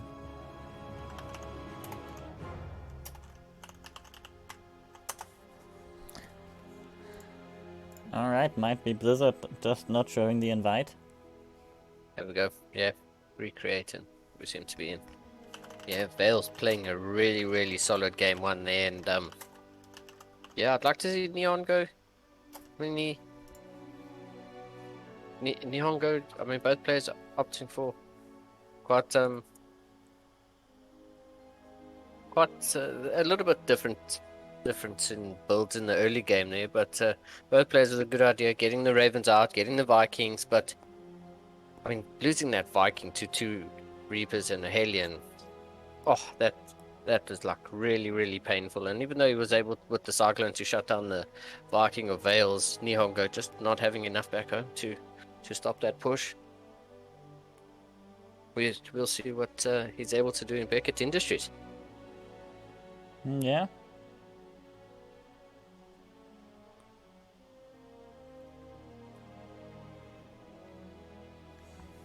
Map is loading up. If Blizzard doesn't hate us again.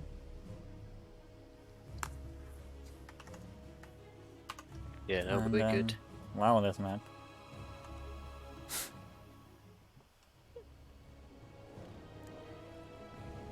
You really never see it.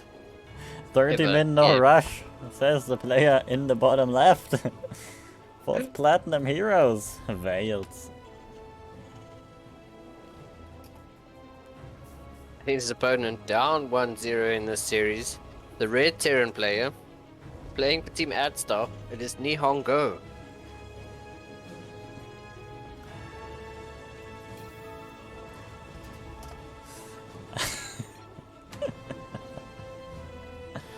A little bit of banter going on in the chat.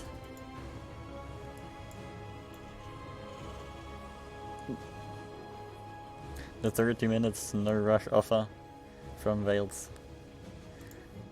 got rejected.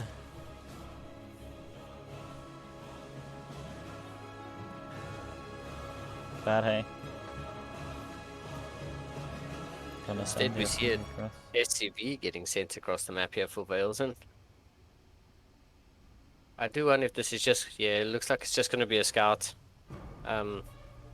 Just to make sure that the barracks is in the, at the top of the ramp here, the main base in Nihongo, and that he isn't proxied anywhere else. I do like this though, the picking away at the SCV and forcing another SCV to be pulled off of the line. I do really like that, and it is a little bit taxing in terms of APM, but Nihongo actually has an SCV stationed at 9 o'clock, and I wonder if that's going to be for a proxy. Yeah, it looks that way. Yeah, it definitely does. He's got a factory on the way now, and I wonder if that SCV is just their place for. Oh, there we go. Yep, for factory. another proxy factory. Yeah. And oh no, Vade's gonna look for it, and he finds it. Yeah. All right. I suppose Let's it's an bring up okay the time vision. to find that proxy. I mean, it's not as if it's at 90% and almost finished. He's gonna let the building just stand there. Yeah, there we go. Yeah, Nihongo is depends just on- gonna salvage that, and By the way, can we just appreciate how nice it is? Like, at least Vespine geysers connected to the base. yeah, cable. What a shame it is that the map is is played like 1 in 20 games. Yeah, I mean, Nihongo not opting to build anything out of that barracks initially, and immediately building a reactor and opting to swap over the factory. I mean, he bought the first factory at home and tried to proxy his second factory. And yeah, completely skipping out on the Reapers and going straight into Reactor Hellions, building 2 at a time. Yeah, Vales sacrificing his 2 Reapers for nearly killing both Hellions, but getting none of them in the end. Yeah, I do like the fact that Nihongo is opting to go for a CC on the high ground, as Vales actually hasn't opted to build any sort of expansion of his own. So a 1-1-1 out of Vales, with Nihongo also going 1-1-1, but he's gone into an early expansion. So I do like this position for Nihongo. Both players even on workers for the moment. Yeah, we'll see what this game has in store for us with Vales now going out with some Reapers and a Cyclone. Just checking to see if that factory was still there or if it had been cancelled. Yeah, which it has indeed. Yeah, I actually like this position for Nihongo, to be honest. He's looking to establish a second base, and there's the second expansion now on the way for Vales. Actually, as the second base of Nihongo finishes up, so actually very, very far behind. But he does have a lot of army. Got a tank on the way, a Raven's just about to pop, so He's Vales gonna in a pretty good defensive position. send some of that across the map. As 4 Hellions and a medevac going across the map. Yeah, I mean, I think Vales is going to try to look for some of that game 1 damage that he got, which was ridiculous amount of damage with 2 Cyclones, 2 Reapers, and a Hellion. This is a lot, but Nihongo is unloading those 4 Hellions into the main base of Vales, and he's going to look to get some of these SCVs as they line up. Oh, the SCV train! They are all so close to dead. Gonna get this around, but not sure if that's good for the SCVs. 13 falling. Now Vales on the other side has forced the liftoff. But yeah, so far it's Nihongo not going too well for him.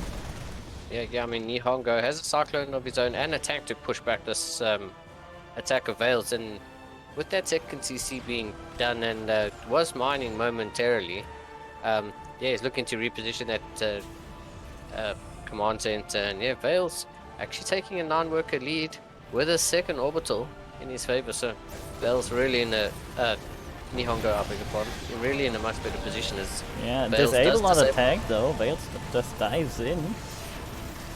Yeah, Is he gonna win with a push like this again? Now, disable's gonna run out in a second. Tank dies just before it does. Yeah, he gets one shot off of that tank after the disable wears off, but Vales is still seizing his natural expansion. And like this going down is huge. Nihongo just taps out. GG. Oh yeah, I mean that's, yeah, I think he just sees too much of Vales on the Yeah.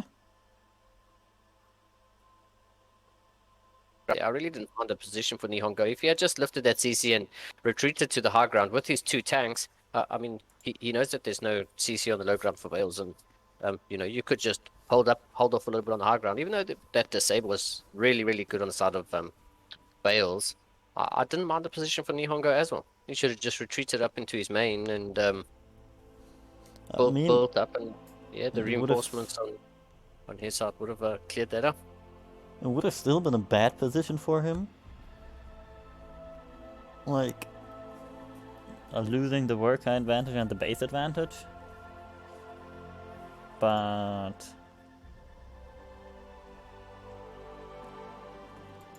yeah, I mean, I think if he had just retreated up there, definitely could have been a playable position. Yeah, GG, well done there by Vales, though. I mean, I guess that Nihongo expected Vales to have a second base. Not sure if his scouting was not on point, but GG to both players. We're here just gonna throw it into a very, very quick 2-minute break. And we're gonna have a Legacy versus Matrix right after this, the second semifinals.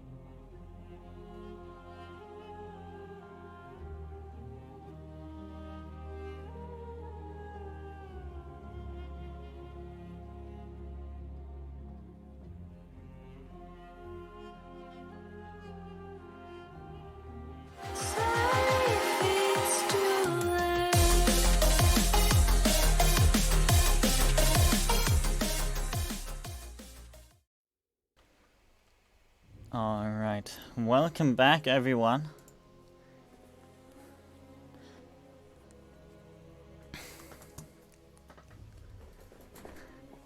To the CSO Contender. And I promised you that we'd have a game. Unfortunately,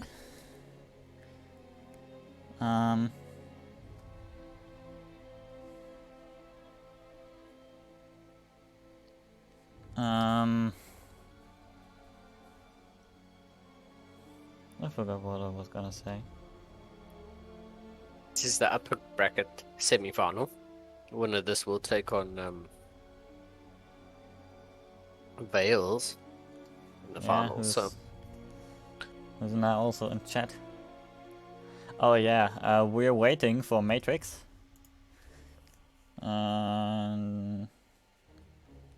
Who probably expected the TVT to take about 2 hours, which surprise, it did not. So now we're once again in the position where we don't have a game, and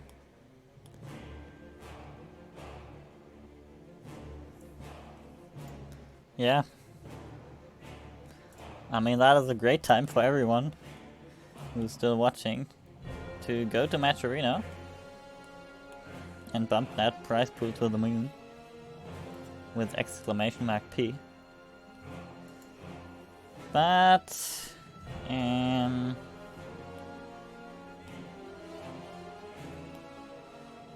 while we're waiting, I guess we can't really again give you any time. So let's just hope he comes back as fast as possible, and we'll be back when he is. Thanks.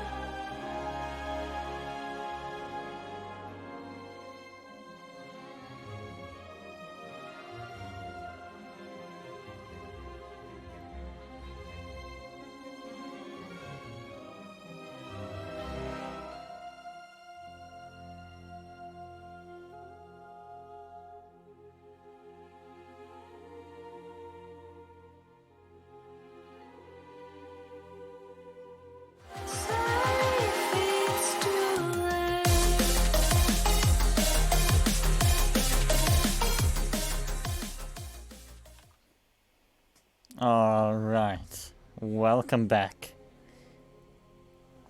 We finally got the players together. They're busy doing the vetoes. Nope, first pick, 2000 atmospheres.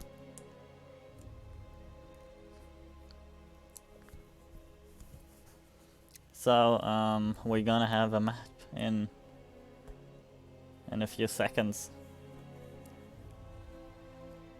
So as soon as that gets ready. Blade said in chat who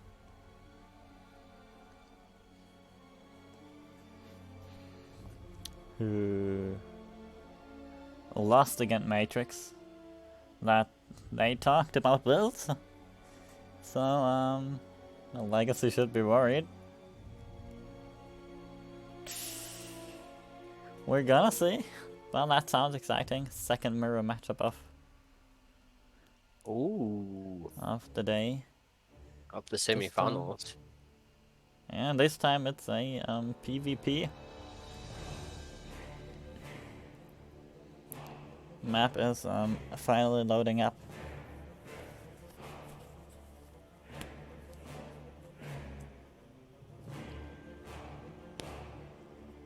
I like watching the chat, the banter in Trovo chat.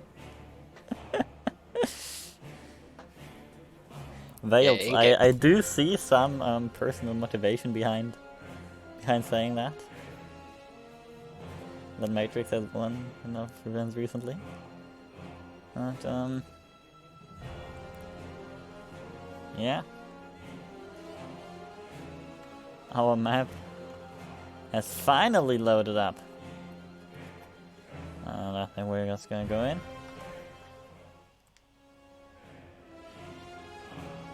Spawning in the bottom left corner. And the rat playing for the GDA team. It's Matrix.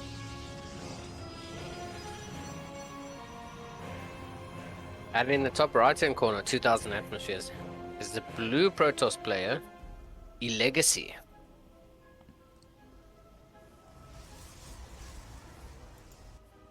Yeah, I mean, so to kick off the semi-finals, we had a mirror match, TVT, and A rather quick one. yeah. So now, Yeah. so now, apparently it's flipped sides today. So we're gonna have a 60-minute PvP. No rush, 30-minute PvP. Here we go. Let's see if it gets called. The offer was shut down in the last one, so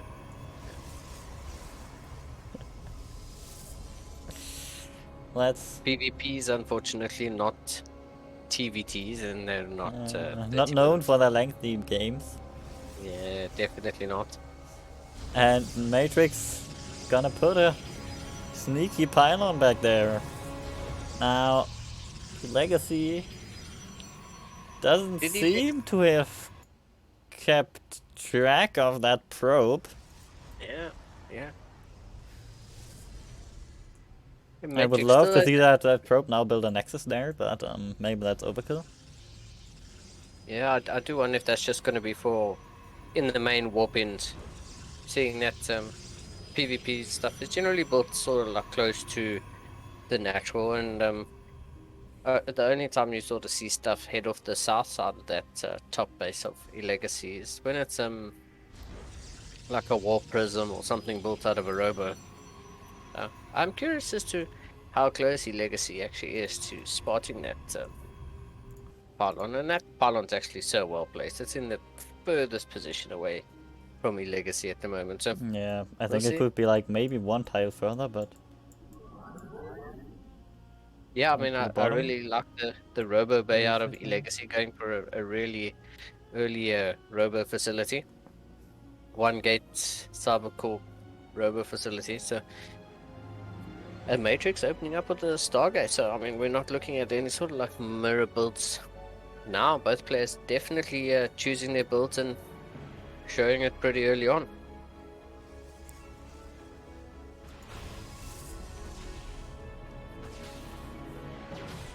The robotics facility does finish up out of Legacy, and he fires up an Immortal, and I really like the Immortal out of him. If Matrix was to warp in Stalkers in the main base. Immortals really shred through Stalkers. And yeah, I like this position. The early shield battery is also pretty good. It's full on energy already, and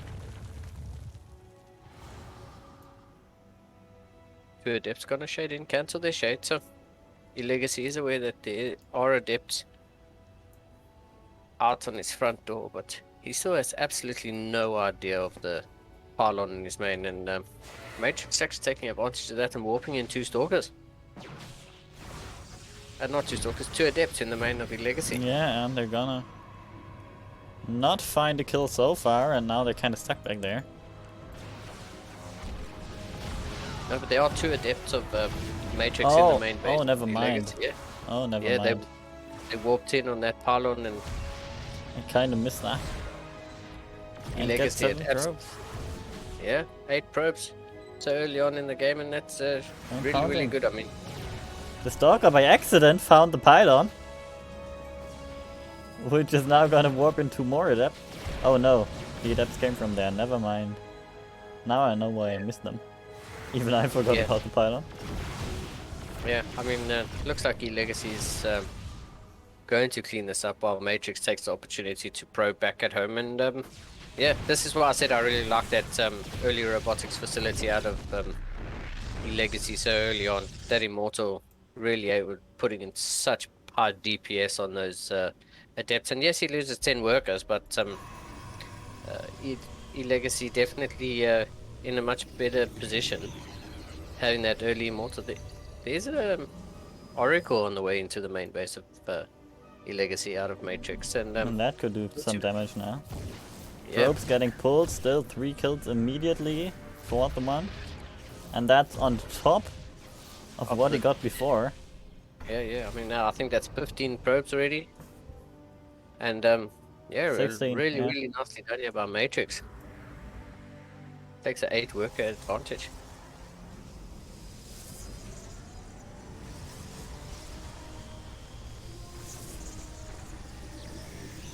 This situation is really nice for Matrix here. Yeah, he is going to pull the Twilight on the back of this, and looks like he's setting up to take a third base, which I really like. He does have a 10 probe advantage, so that's definitely something to take note of, that he is going to have quite a bit more income. Yeah, And, possibly a faster expansion. Yeah, Looks like this probe wants to expand there. A Legacy, on the other hand, takes the low ground down. Low ground there. Your Legacy actually going to throw down his expansion before Matrix, which I thought Matrix was out on track to take down that third expansion first, but your Legacy beat him to it. And Well, some now hallucinated this- feeling. Yeah. This Oracle gonna get scouted by the hallucination. So just gonna have a quick flyby, tag, and not get killed. Yeah, I mean, that third base of Matrix still not down. There we go. Finally. He throws it down now. That's like quite delayed. I mean, I think he was busy macroing the Oracle and trying not to lose it. But yeah, that's actually quite a delayed third base out of Matrix. And with those hallucinated phoenixes, E-Legacy does get the scout that it is a Void Ray follow-up here from Matrix, so he's well aware of what's on the other side. But I mean, look at that production tab at the moment. Yeah, Matrix it's just kind so of busy at the moment. somewhat insane. Now a Legacy is the one who's pushing out. Supply slightly lower. Gonna get in there, get a snipe on the shield battery. The pylon that was warping in there. Or whatever Yeah, that but was. I mean, yeah, Matrix I mean poised outside the natural, and so E-Legacy takes the opportunity to get in there, do a little bit of structural damage, but doesn't get too much purchase at the moment. He does have an Immortal here, so those Stalkers and those Zealots do need to be wary not to overextend as E-Legacy pushes in here.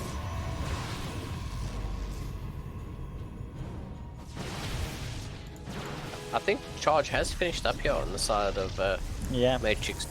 Those Zealots are, and +1 That +1 armor, yeah, +1 armor is completed on the side of Matrix, so Matrix is in a good position to hold this, and Yeah, Legacy just gonna go home. yep, decides nope, it's not worth overextending, and he's just gonna go home. Both players on even probe, well, pretty much even probe counts right now. So E-Legacy as a E-Legacy throws down 3 more gateways and a Twilight of his own. So Yeah, Legacy has 2 observers here. Okay, now they're both dead. That took a long time. Turns out Matrix didn't have an observer.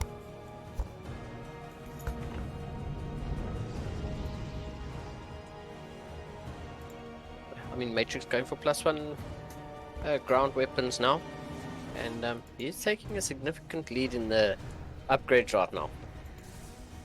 The forges of E-Legacy have finished up, but he still hasn't queued up 1-1 just yet, so we'll see if there's a bit of delay there. There's a War Prism on the side of Matrix.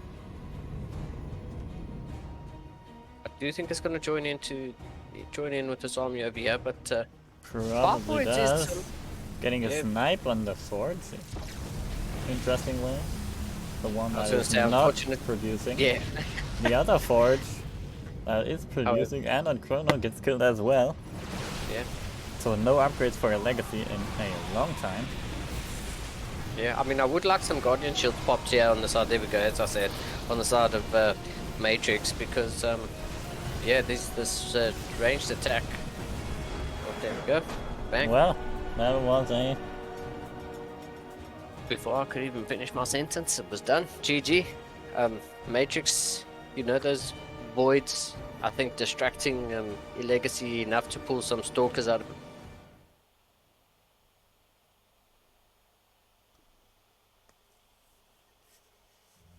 Yeah. The third base of E-Legacy, and E-Legacy just tapping out. GG.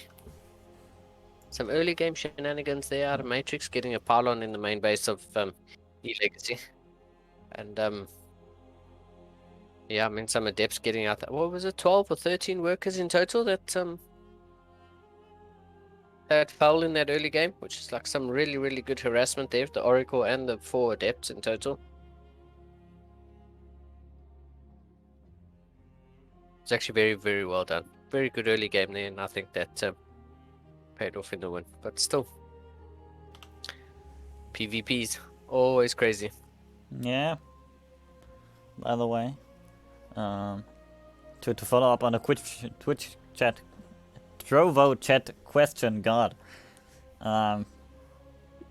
Where are all the CSO players? Unfortunately, the one CSO player that has contended today decided to, or apparently decided to off-race his 2k Terran. So, 3.4k Protoss and lost, I think. Well, Actually, yeah, he actually lost to Matrix 2-0. So, I mean, Matrix knocking out the CSO player, and now in the semifinals. well, I guess if you off-race your very low, or rather low race, it's not too big of a surprise, if I'm being honest. I mean, it's not often that your off race is about 800 MMR higher than your main race, so I'm not too sure if it really is his off race. Is it his? Oh, alright. Yeah, I think it's about 800 MMR above, so. Oh, so it was lower. Never mind then. Never mind then. But yeah, unfortunately, the CSO player getting eliminated. We're waiting for Just player confirmations at the moment. yeah. One of the players said he needs a minute. So we should give him that. While we're waiting for that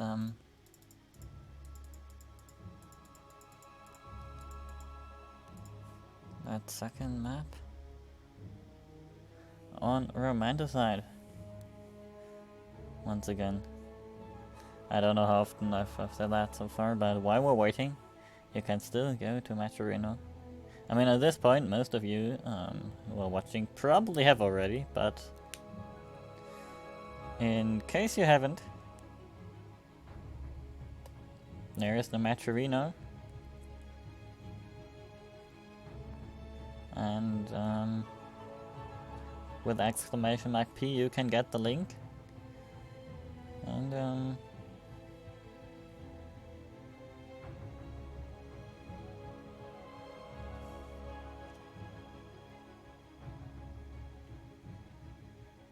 looks like we're ready to kick this one off.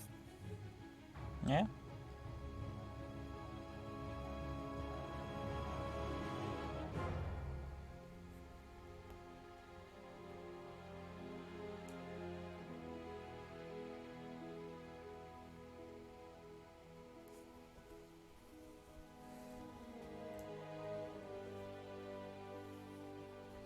Finally.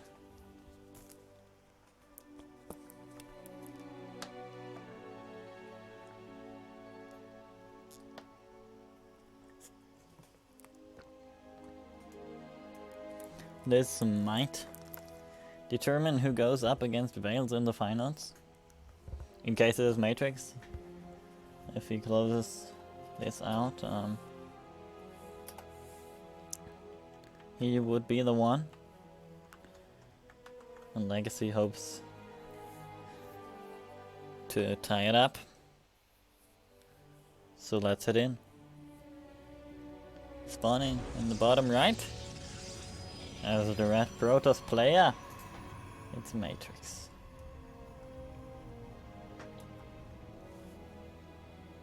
And in the top left, down 1-0 in the series, the blue Protoss player, Legacy. And Matrix is going for a cannon rush. I think Matrix is looking to close out the series rather soon.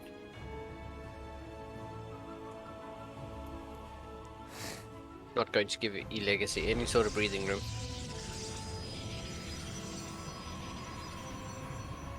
But I mean, the Legacy is well aware of this cannon rush, and that's actually a really good wall there by Matrix.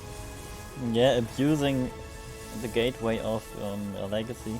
Now obviously that means that the probe in there isn't really walled in, since the Legacy can just rally the unit into there. No, I'm not sure if you would want that. You probably do. Yeah, I mean, Matrix did bring a second probe to this, so did bring a second probe to this cannon rush, so you know there is some versatility as the probes really, they almost get through that cannon, and one probe does land up falling on the side of Legacy, but that seems seems like a pretty fine decent now. hold here. Yeah. The Zealot did not spawn on this side of the gateway, since it was probably blocked by the probe. And now there's one cannon shooting at the gate. Matrix trying to build a second one there that is actually protected by the first, it looks like. So this Zealot will not be able to work on it. Yeah, this cannon actually getting focus fired onto the pylon, which is going to shut down this gateway. As not that Legacy that goes for a gateway of his own. was producing anything, but yeah, counter cannons from the Legacy are under construction. But the one from Matrix already finished. And these will be finished quicker before what a Legacy has to offer. Yeah, I'd actually Gateway like to is see that powered. cannon of Matrix focus fire the cannons of Legacy. Yeah, or like I the mean- Forge. Oh, there we go, yeah. I think this one was just out of range. There we go, yeah. These cannons won't finish. Now the Forge might get killed, stopping a Legacy from building any more defensive cannons. And this looks very successful to me so far. I actually think the only thing, yeah, pretty much. Now these cannons are slightly behind what The what Legacy the is Legacy thrown is down. building, though it's only 1 against 2. so this cannon will get killed as well. If it can't kill the pylon, which it can. No, I think Matrix has done it. This has actually been a success. Yeah, there we go. GG!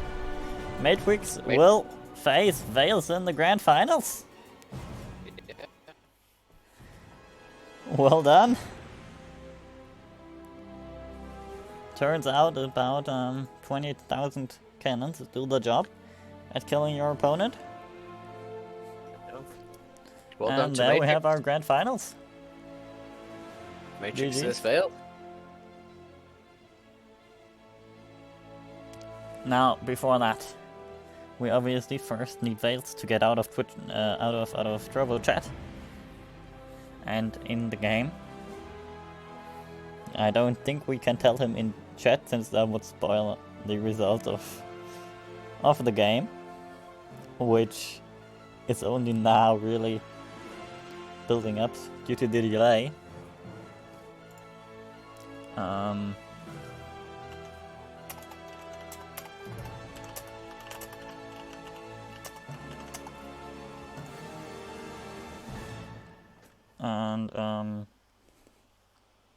yeah, he is in game now. Player's gonna do the vetoes, and we'll be right back after a quick break. See ya.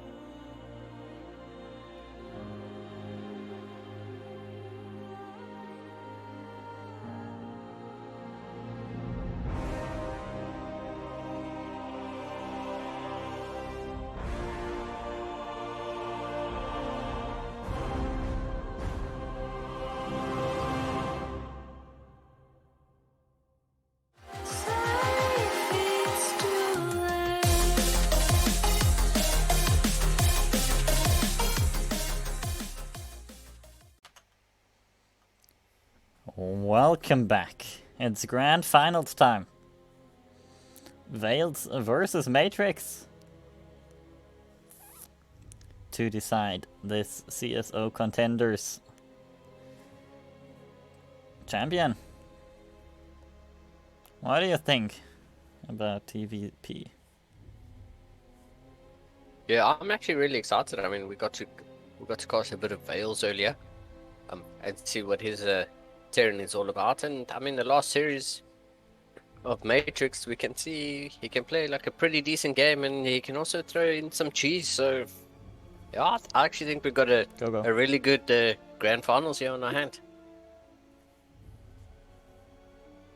By the way, we got the readies from the players. The lobby needs to start. Yeah, it looks like we're all good to go to kick off this grand finals.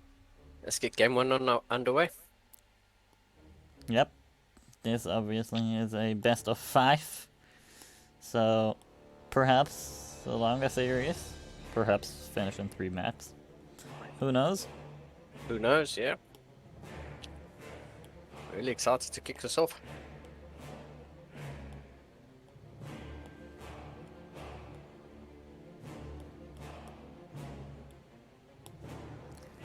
Map 1 is going to be Lightshade, so let's see what these two players have to bring to the table. Once the map loads up, yeah.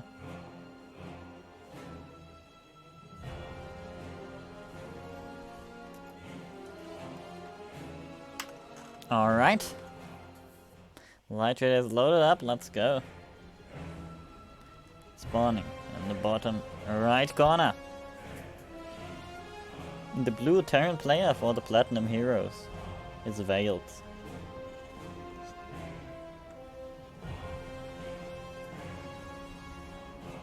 And the red Protoss player in the top left hand side of Lightshade. It is Matrix.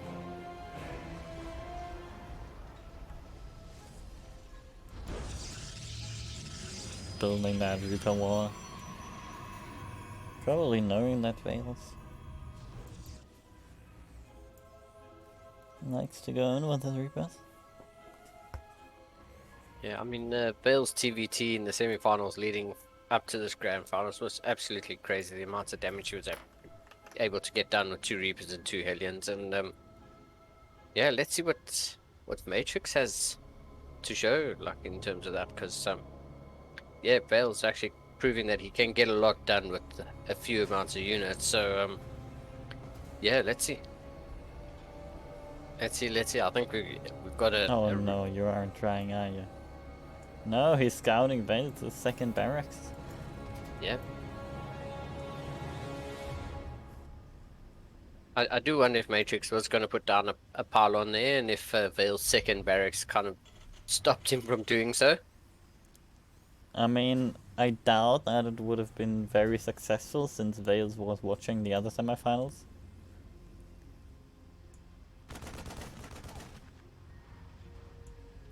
So, the stream really helping Veils there. Refining the tactics. But, yeah, we won't know. Yeah, he loses that scouting probe though. As he takes a Nexus on, building his Nexus at the natural. So, yeah, Bale's not opting to go for second CC just yet. Looking to secure his tech first before taking an expansion of his own. Tech lab and a reactor. So, reactor is going to sit on the barracks, and tech lab on his second barracks to allow him to produce some marauders. So yeah, I think Vale's just trying to set up safely for now, as Matrix takes this opportunity to set up his natural and yeah, starts his robotics facility.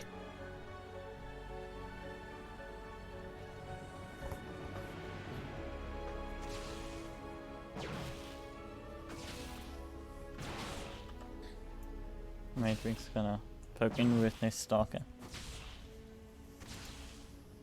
Nibble down that depot.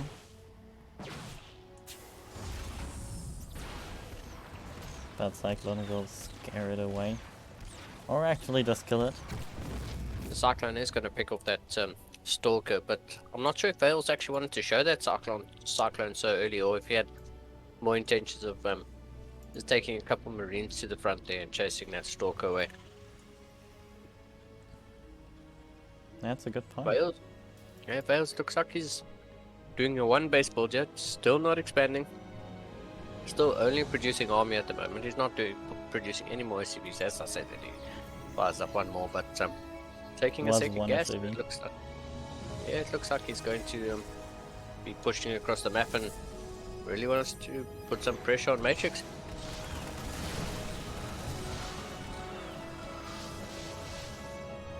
weapon on the Stalker will drain the shield battery. Might have to cross the super battery. There we have it. Shield battery Turns overcharge out- is activated. No matter how hard you click that immortal in the battery overcharge, it is immortal and lives up to its name. Now it might die to this Yeah, I mean, lock-on. Cyclone gets a lock on Oh and no. oh, they're immortal. This is so unfortunate for Vales. Yeah. Like, he committed I mean- so much into killing that, and it still survived. I mean, in general, he committed a lot since he's still on one base. Only firing up a natural now on the high ground. Yeah, I mean Matrix. That shield battery overcharge doing a lot, but yeah, Matrix really lucky to hold that. Those Cyclone lock-ons were so good, and yeah, just keeping that immortal alive. Actually, how many hit points does that Cyclone have? I think he got away with like 1 hit point. It's been repaired now, but I think he got away with 1 or 2 hit points only. So to keep that Cyclone alive is Oh. definitely good on the side of Vales.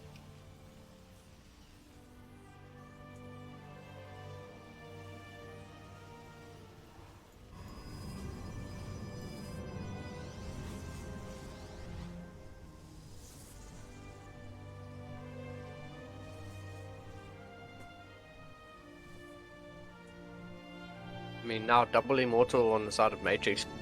Moving across the map, there are a couple of Zealots taking a slightly shorter route through. But, yeah, the double immortal from Matrix definitely something that needs to be respected. Yeah, Vales meets the small force of Matrix in the wild. They're gonna rotate around in the bottom. Tank sieging up.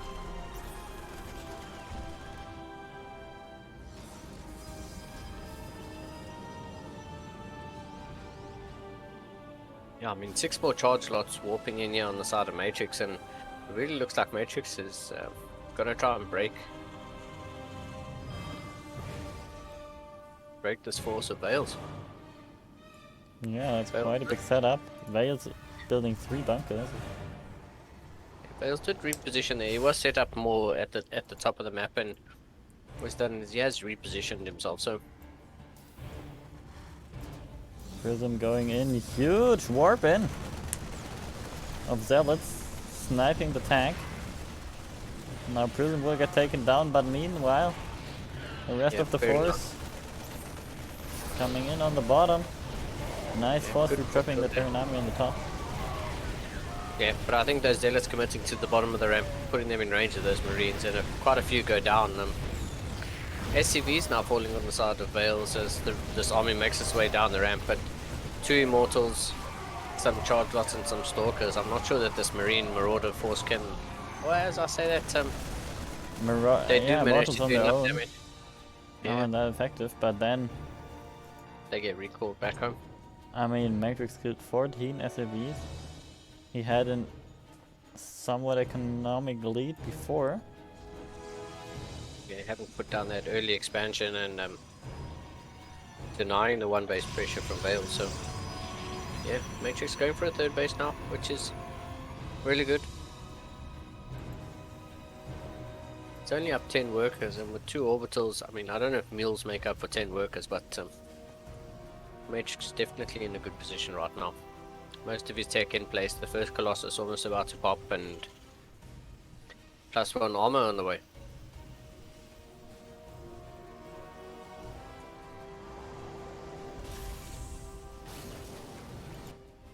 There is an engineering bay on the side of Vales, but I mean, still no upgrades yet.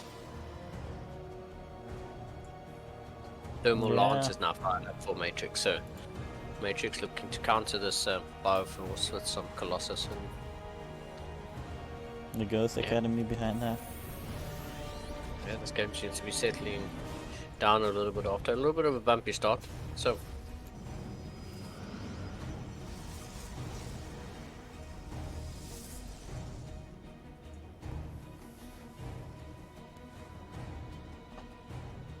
And now we've cooled off a little.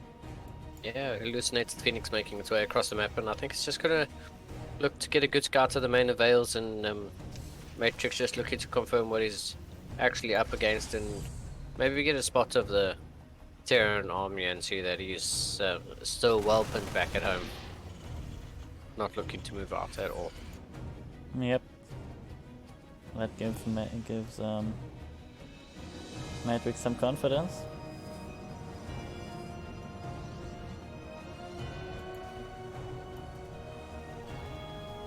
And Veils.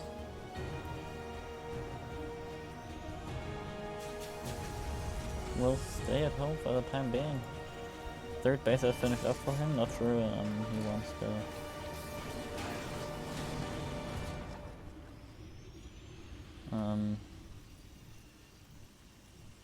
Yeah, when he wants to take that third Why base, not? looks as we say that he's gonna take the more forward third base. As Bales did use 2 scans to make sure that Matrix is still poised at home, and yeah, he knows that the army's way back at home protecting Matrix second and third, and so he's gonna take this opportunity to land his orbital on his third base and start setting up We for will have those 2 armies though. Yeah, awkward. exchange of glances there Yeah. from the Colossus. I saw the Colossus turn. None of them firing, but I mean, both players well aware that their armies are moving on the map, and it seems like Matrix is looking to take an engagement here outside the natural of Veils. Prism gonna get caught, Oof, which is a nice. that's a very nice catch there on Yeah. the side of Veils. Since Matrix not really gonna be able to reinforce if a fight happens. Scan confirms the army still chilling.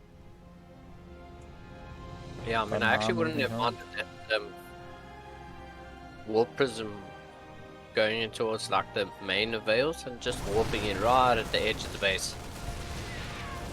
And you know, having some zealots just walk into the production of Veils and maybe distract him a little bit while the 3 Colossus and the main army of Matrix actually pokes at the natural. But I mean, that scan confirming the position forces the army of Matrix back, and Matrix just going to take a defensive stance. Both players not wanting to overcommit at this moment, even on workers, which I think favors the Terran player because he does have mules at the Yeah. moment, 3 orc mules. So I mean, even on workers, but Matrix has taken a 4th base, so about halfway done. And Question is if you can really establish that, or if it will come into play, since once again we have armies meeting in the middle of the map.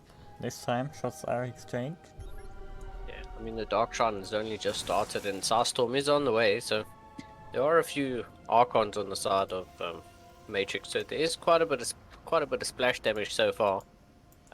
Starstorm is Apparently. literally about to finish a few seconds out, and +2 ground weapon. So Apparently Matrix somewhere in Veils' force is also a ghost. No, I can't find it. Yeah, I've not. He's up with the Widowmount. Ah, yeah. So I mean, On full maybe energy looking to even. So that maybe might looking to give get- us a few nice EMPs. Big engagement. Vikings will take out the Colossus, but these Zealots Yeah, I are mean, these Zealots crashing actually- through. Yeah, and I think Matrix has just absolutely crushed the entire Yeah, army Veils is here. dead. GG. Yeah. Well done. Well done indeed. +1 armor, so yeah, a really, really good game there by Matrix. Takes the 1-0 lead in this best of 5. Wow. I mean, both players like moving out sort of at similar times and catching whiff of each other's armies moving out on the map, but if those EMPs had come down, I do fancy that Bioforce against what Matrix had. Like, those Vikings were actually doing quite a bit of work on those Colossus and pushing those Colossus back, so the splash damage really wasn't there on the side of Matrix, but yeah, I think just too much Protoss and not getting those EMPs down. that Archon getting quite a few shots off, and the splash damage doing a lot of damage to all those Marines. Yep. Yep, indeed.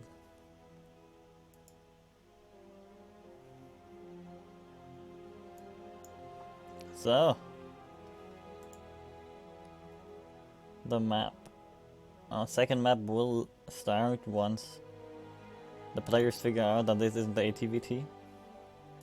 Then that Matrix rather wants to play Protoss. There we go. Check race, and we're on our way. Yeah, a really good game there by Matrix. I have not much else to say other than a couple of EMPs from. There's only one ghost on the side of Vale, so if that one ghost had to land a couple of EMPs, I mean that's most of the hit points. I mean most of the shields gone on the army of Matrix, and I think that Bioforce, the stemmed Bioforce, can actually do quite a lot of damage there. So it's unlucky on the side of Vales that he didn't get to borrow those Widow Mines, and he didn't get the EMPs also. Matrix just had the stronger force there, but yeah, looks like we're ready to go in game 2 of this best of 5. So yeah, take us away. Give me a second. While I set this up, and while we hop in to map number 2, Romanticide in the top left. The blue Terran player is for the Platinum Heroes, Veils. And in the bottom right hand side, it is the red Protoss players up 1-0 in the series. It is Matrix. I mean, the Matrix is going to send out an early probe. It's literally a gateway scout probe, so it's not the earliest of probes, but that barracks of Vales in the main base is going to be a little bit misleading because he's put a second barracks proxied out on the map. Yeah. No one Matrix is going to be able to spot this. Probe gonna be gonna confirm that everything looks okay. Everything looks pretty standard at the A moment. mine. Did he skip an SCV or two? Not quite sure. That probe looking back there, confirming there's no second barracks. All right, everything okay though? Then I'll leave. Everything seems to look fairly standard, I think, and I wonder if Matrix is just going to notice that there's one SCV missing on that mineral line north. Yeah, I mean at that point it's like, I think if you're in Masters League, you should be able to tell if you check, but yeah, I mean there is a good that's chance really that Matrix doesn't. Yeah, that's really difficult, and Matrix is scouting for a proxy somewhere else. I mean, he has sent his probe off to the 12 o'clock position, so Maybe he knows that something is off, or maybe he's just Yeah. looking. While the concussive marauders are being built.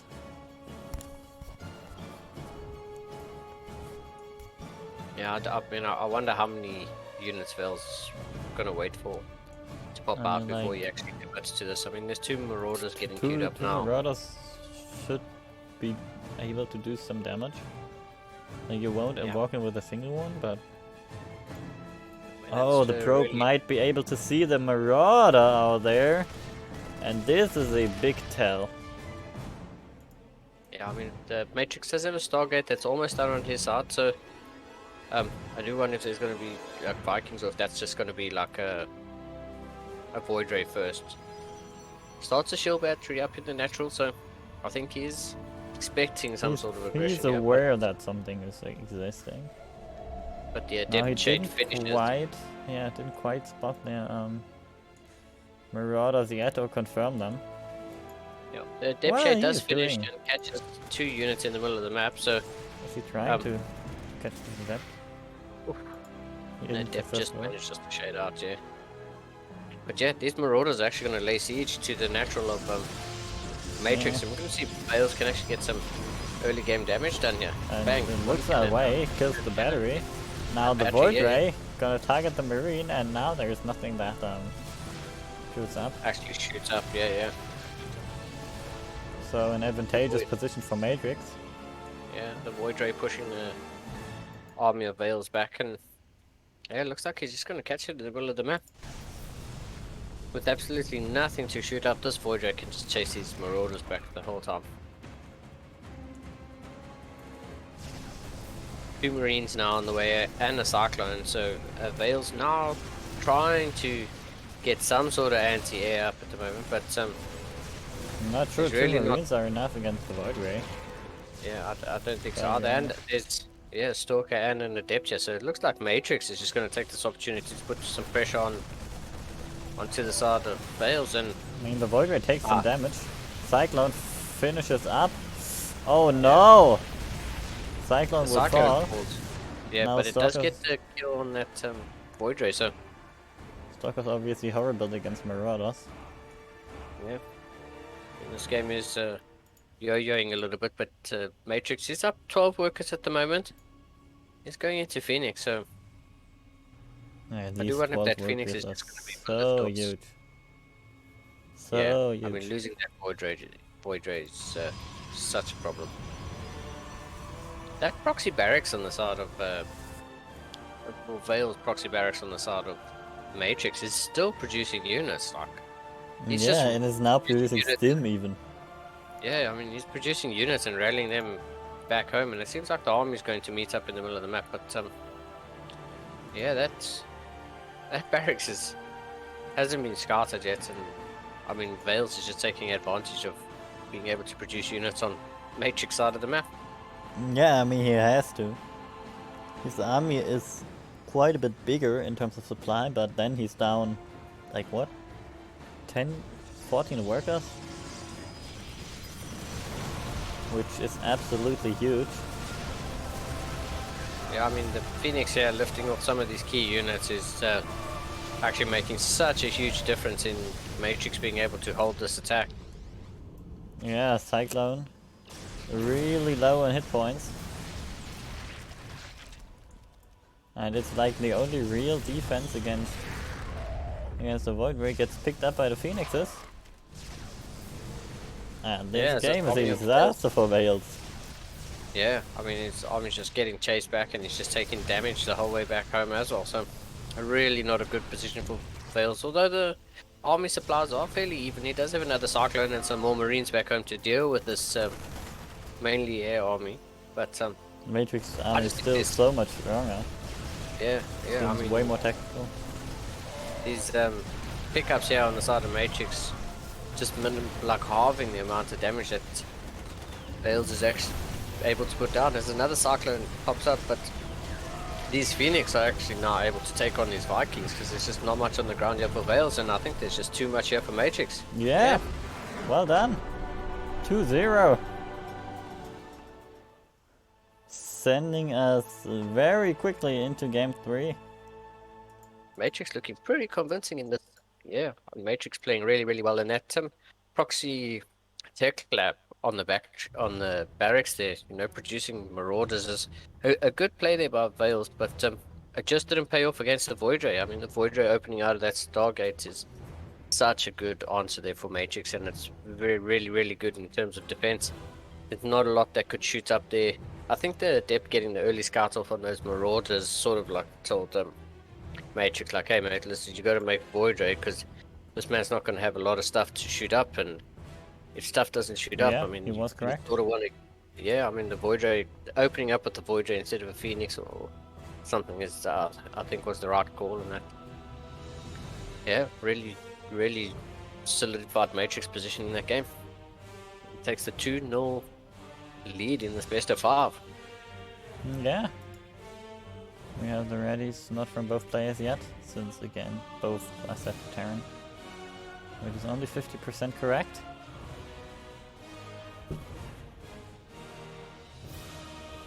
The races are correct now. And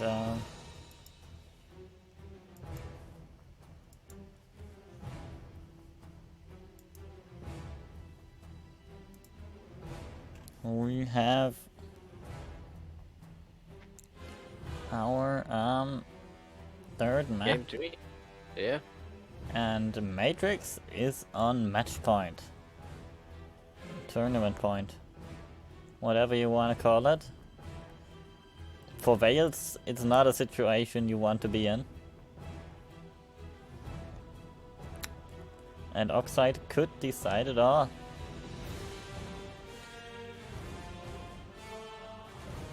Oxide, a level 2 popularity map, I'd say. But yeah. Has loaded up. Let's head in.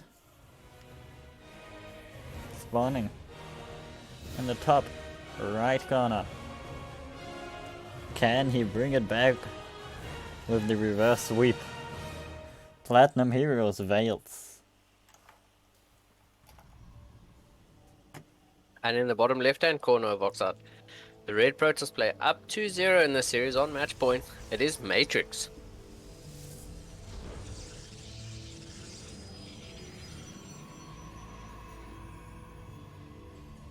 I love the fact that Veils is still in Twitch chat. Or in Trovo chat. In chat. Like, while the game has literally started a minute ago. Really flexing his APM. Splitting it up. Into the important tasks. And also into StarCraft. I mean, if you have the APM to spare. Yeah, I mean, if you want to. Yeah. But I mean, it looks like no scout. Well, I mean, the scout is here for Wales, but still no scouts on the side of. The scouts here for Matrix, no scouts on the side of Wales. And I wonder if he's going to open. Yeah, he opens with the Marine first. That wall off, keeping the probe locked inside. So I think Matrix is going to lose that scouting probe, but it's not an entirely bad thing, as he sees. It is going to be a factory follow-up after the barracks, so. And the Marine first. Yep. Reactor behind that.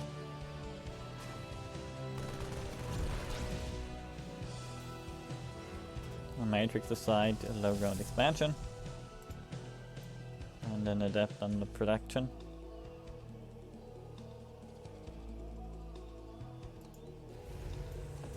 Yeah, Vale's opting to go for a 1-1-1 opening. React on the barracks, tech lab on the factory, so let's see if anything swaps over, but pretty standard safe opening so far out of both players. Matrix going for a Stargate, so I do wonder if he wants to get that early Void Ray again, or if he's going to look to open up with 2 Oracles and go hit those mineral lines.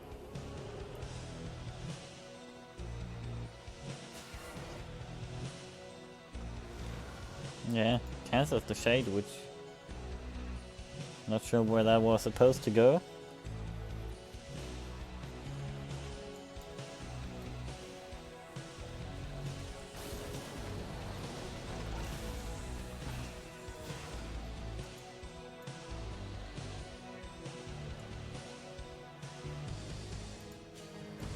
Alright, Blade saying in chat he hopes that Veils is macroing because he gave a blast of a build to Matrix.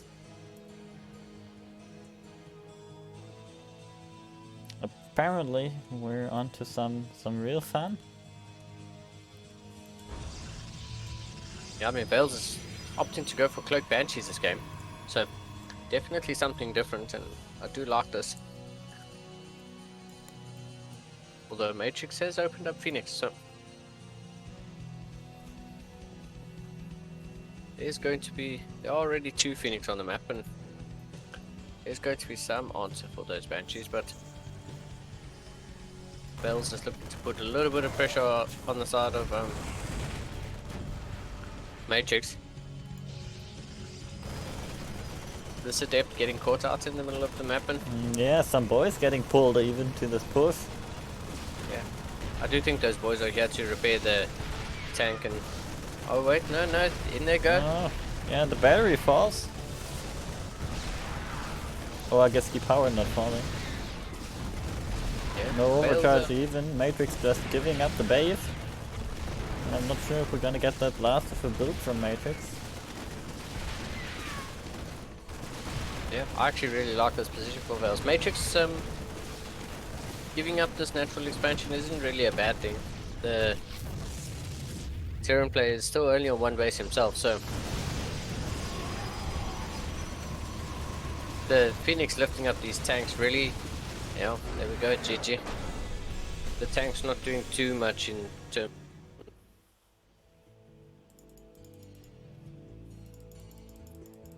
I think Vales just had way too much pushing up the ramp, and yeah, GG gets called. Vales brings it back. Yeah. Also, my brain somehow hasn't realized that Vales didn't have an expansion. I don't know, maybe that was why I was surprised about this.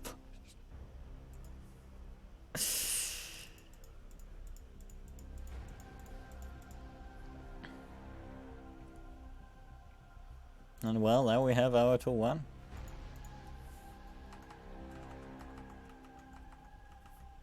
Yeah, really, really good. I mean,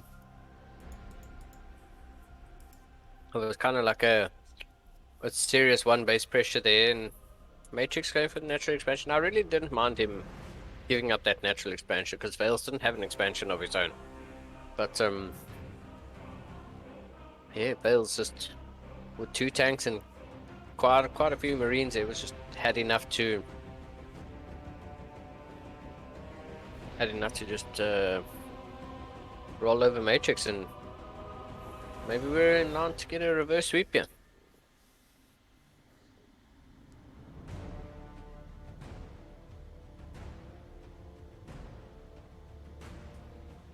Let's see. Waiting for the players to ready up, and Yeah. as we get game 4 ready.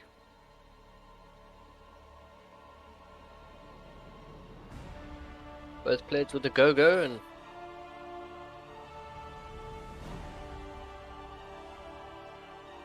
we're having a really good grand final here of the CSO Contender number 4.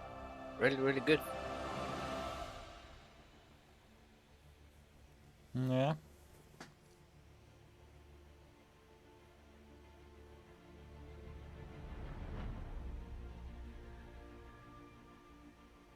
So, Vales starting that reverse sweep. Let's hope we can keep it for him.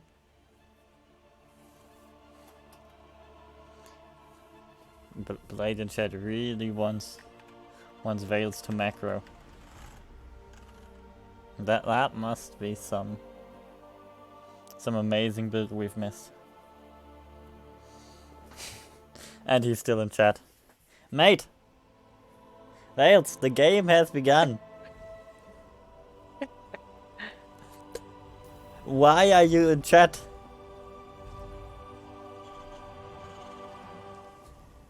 Blade Matrix is probably not watching the chat while the game has already started. In the bottom left. The blue Terran representing the Platinum Heroes. It's Vales. His opponent on match point in the top right hand corner. It is Matrix. Oh, never mind. He means Vales. Alright.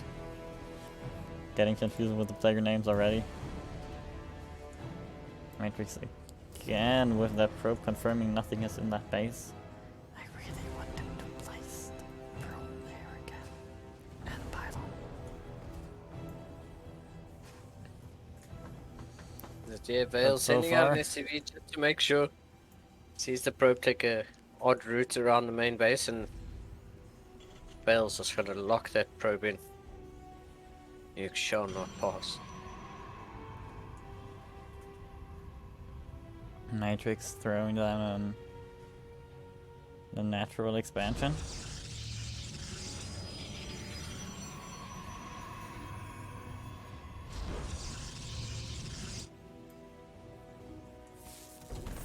Yeah, this Prova Veils is just trying to get out at the moment, and Yeah, can't. Just dies, body floats up. Veils doing a pretty good job of locking that probe inside. And yeah, let's see what kind of a game we're in for.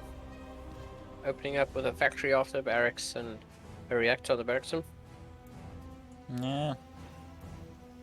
It's a Veils. Let's see if he builds a natural at some point.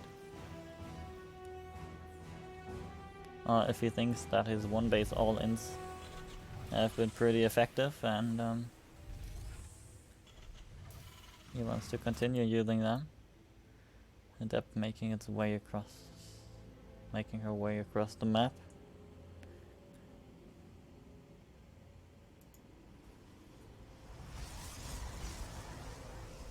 Yeah, I mean, Matrix opening up with the Stargate again, so going one gate, Stargate, so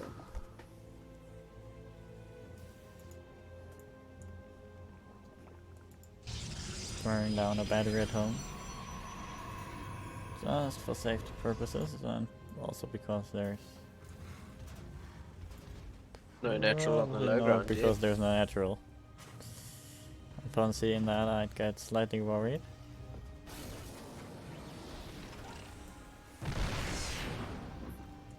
Tank will drive.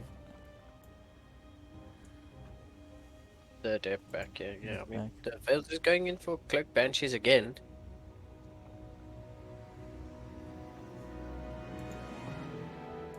So, let's see if he's able to do something here with the Cloak Banshee. I will. Yeah, Matrix throwing down another shield battery. Really doesn't want to dart to anything, That to any could sort of come. one base pressure, yeah. That could come down as ramp. And I mean, Veils would have a pretty nice force that could come down this ramp if he wanted to. Now, ideally, the Adept would die before it does. But at this point, you can just probably roll across the map and hope for the best. As Veils.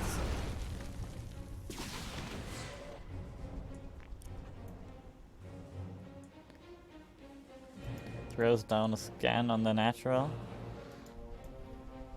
In a small army. Change the Adept. Which is in the main. But dies on move command to the SCVs. That's hilarious. Yeah. Yeah, there's a Raven on the side here of Veils that's making its way across the map, and I actually really like this Raven. There is going to be a Void Ray, but the Raven can throw an interference matrix there and actually nullify the Void Ray, so I really like this position for Veils. If you can get... Yeah, the Banshee cloaks can't get attacked anymore. Super Battery is still pretty strong. Since it's not dead like it was the last game, for example. Yeah, I mean... and looks like Matrix is holding. These Phoenixes just lifting these tanks and minimizing the amount of damage that they're able to put down. There we go, another lift up on the side, on the tanks, and yeah, Matrix actually just has a convincing hold here. Yeah, that Super Battery, the fact that it survived on its 51 health is Yeah, testament pretty helpful. Yeah, I mean Matrix is now up a base and ahead 12 workers. Veils, I'm not sure what his plan is going forward. He's going to throw down 2 extra barracks, put the starport on the reactor, and yeah, I think he's just going to try and muster a force and throws down a second CC now. So it looks like he's going to try macro out of this. I would like this. Never mind. Oh, they actually pick off a Banshee there. Since I would like the Phoenix to pick up that SCV build in the CC and delay that even further. I mean, that would be really good on the side of Matrix. I mean, yeah, true. Though Veils is so far behind economically at this point. Yeah, he actually is Yeah, suddenly not 17 sure. workers. Not sure it even matters. Probably wants to build a third base at some point. Right as I say that, it probably moves out and builds a third base.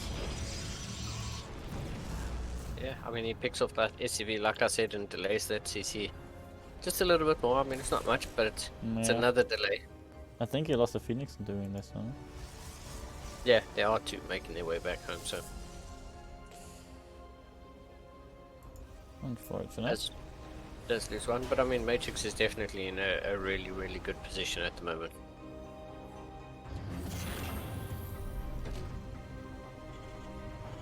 Yeah.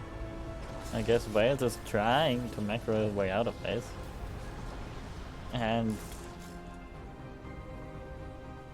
to his credit, we've seen Wales macro quite well. Macro himself out of quite some situations. Picks up 2 Phoenixes for free. Yeah, I mean, I wouldn't count him out. Those Phoenixes, so Yeah. pretty good. I wouldn't try to count him out completely, but then he's 20 workers behind. Mothership? Yeah. Mothership on the way, and I'm not too sure about the mothership right now, and he's chronoing the mothership, Minus- so That's a minus 400 right there. the Terran has a scan from the orbital, so that motherships, unless it's going to be for a mothership recall, if he sends a mothership into the main base and then just recalls everything there.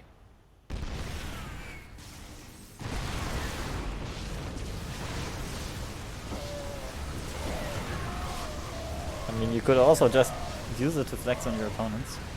Yeah. Which Matrix certainly could do now. After I mean, this next unlucky engagement for Wales. Yeah, pretty losing- unfortunate. I'm not too sure what did so much damage there to the Vikings of Wales, but I mean, his Vikings took so much damage and the Voyager just stepped in to pretty much finish them off, so you know, let's see as Matrix is up almost double the army supply, almost double the supply of Wales. He's up 19 workers and double the army supply, so let's see what this Yeah, mothership that's goes pretty for. good. I'm really interested. Thermal Lance does fire up here as the third Colossus is being built, and There's the it's mothership.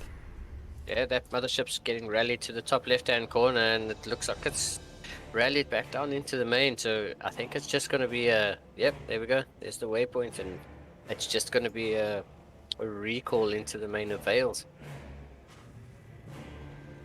Vales is only down 15 workers now, but the army supply on the side of Matrix is still double. So yeah, I mean, I really don't like this position for Vales, and Vales is going to move out, and it's Not sure yeah. that's the correct move. Immediately moved out. retreats upon seeing the army. Yeah, I think Vales knows that he's in a really tough position right now, and he sort of just needs to sit back and not die to anything. But I don't think he's expecting this mothership that's making its way No. towards the main, and yeah, the thermal lance is literally what thermal lance, extended thermal lance just finishes, and Here comes the disco ball. Or like, not disco ball, that would be the void. Oracle, but disruptor. There we go. the big mama and the entire Protoss army is in the base. Yeah. Mothership getting I mean, with targeted absolutely by no- the Vikings, which can't see anything else, it looks like. A GG! Vales tops up. Well played. Well played. And yeah, GG. Matrix takes And, this yep. CSO Contender with a 3-1 victory over Wales. Is this the build that Blade taught him?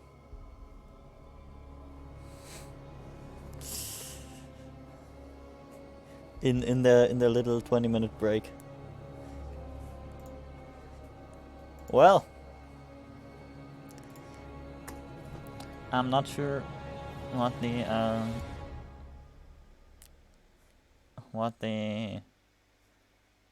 result of the third place match between a Legacy and Neon Go is. If I find out, I will tell you. But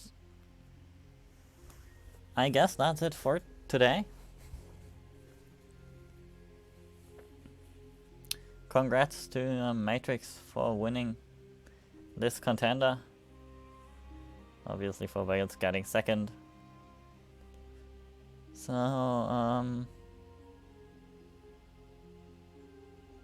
Yeah, that was actually a really, really good game 4, and I thought the early Mothership would be for that recall into the main. It's so tricky to deal with, and if you have absolutely no idea it's coming, I mean, yeah, I mean, you just saw how brutal it was with no detection, and yet Terran could scan and see that army, but in that moment, you see the Mothership, you've got a couple Marines shooting it down, and yeah, you don't think to scan, and I think it was just Matrix had double the army supply. He was ahead in workers the entire game.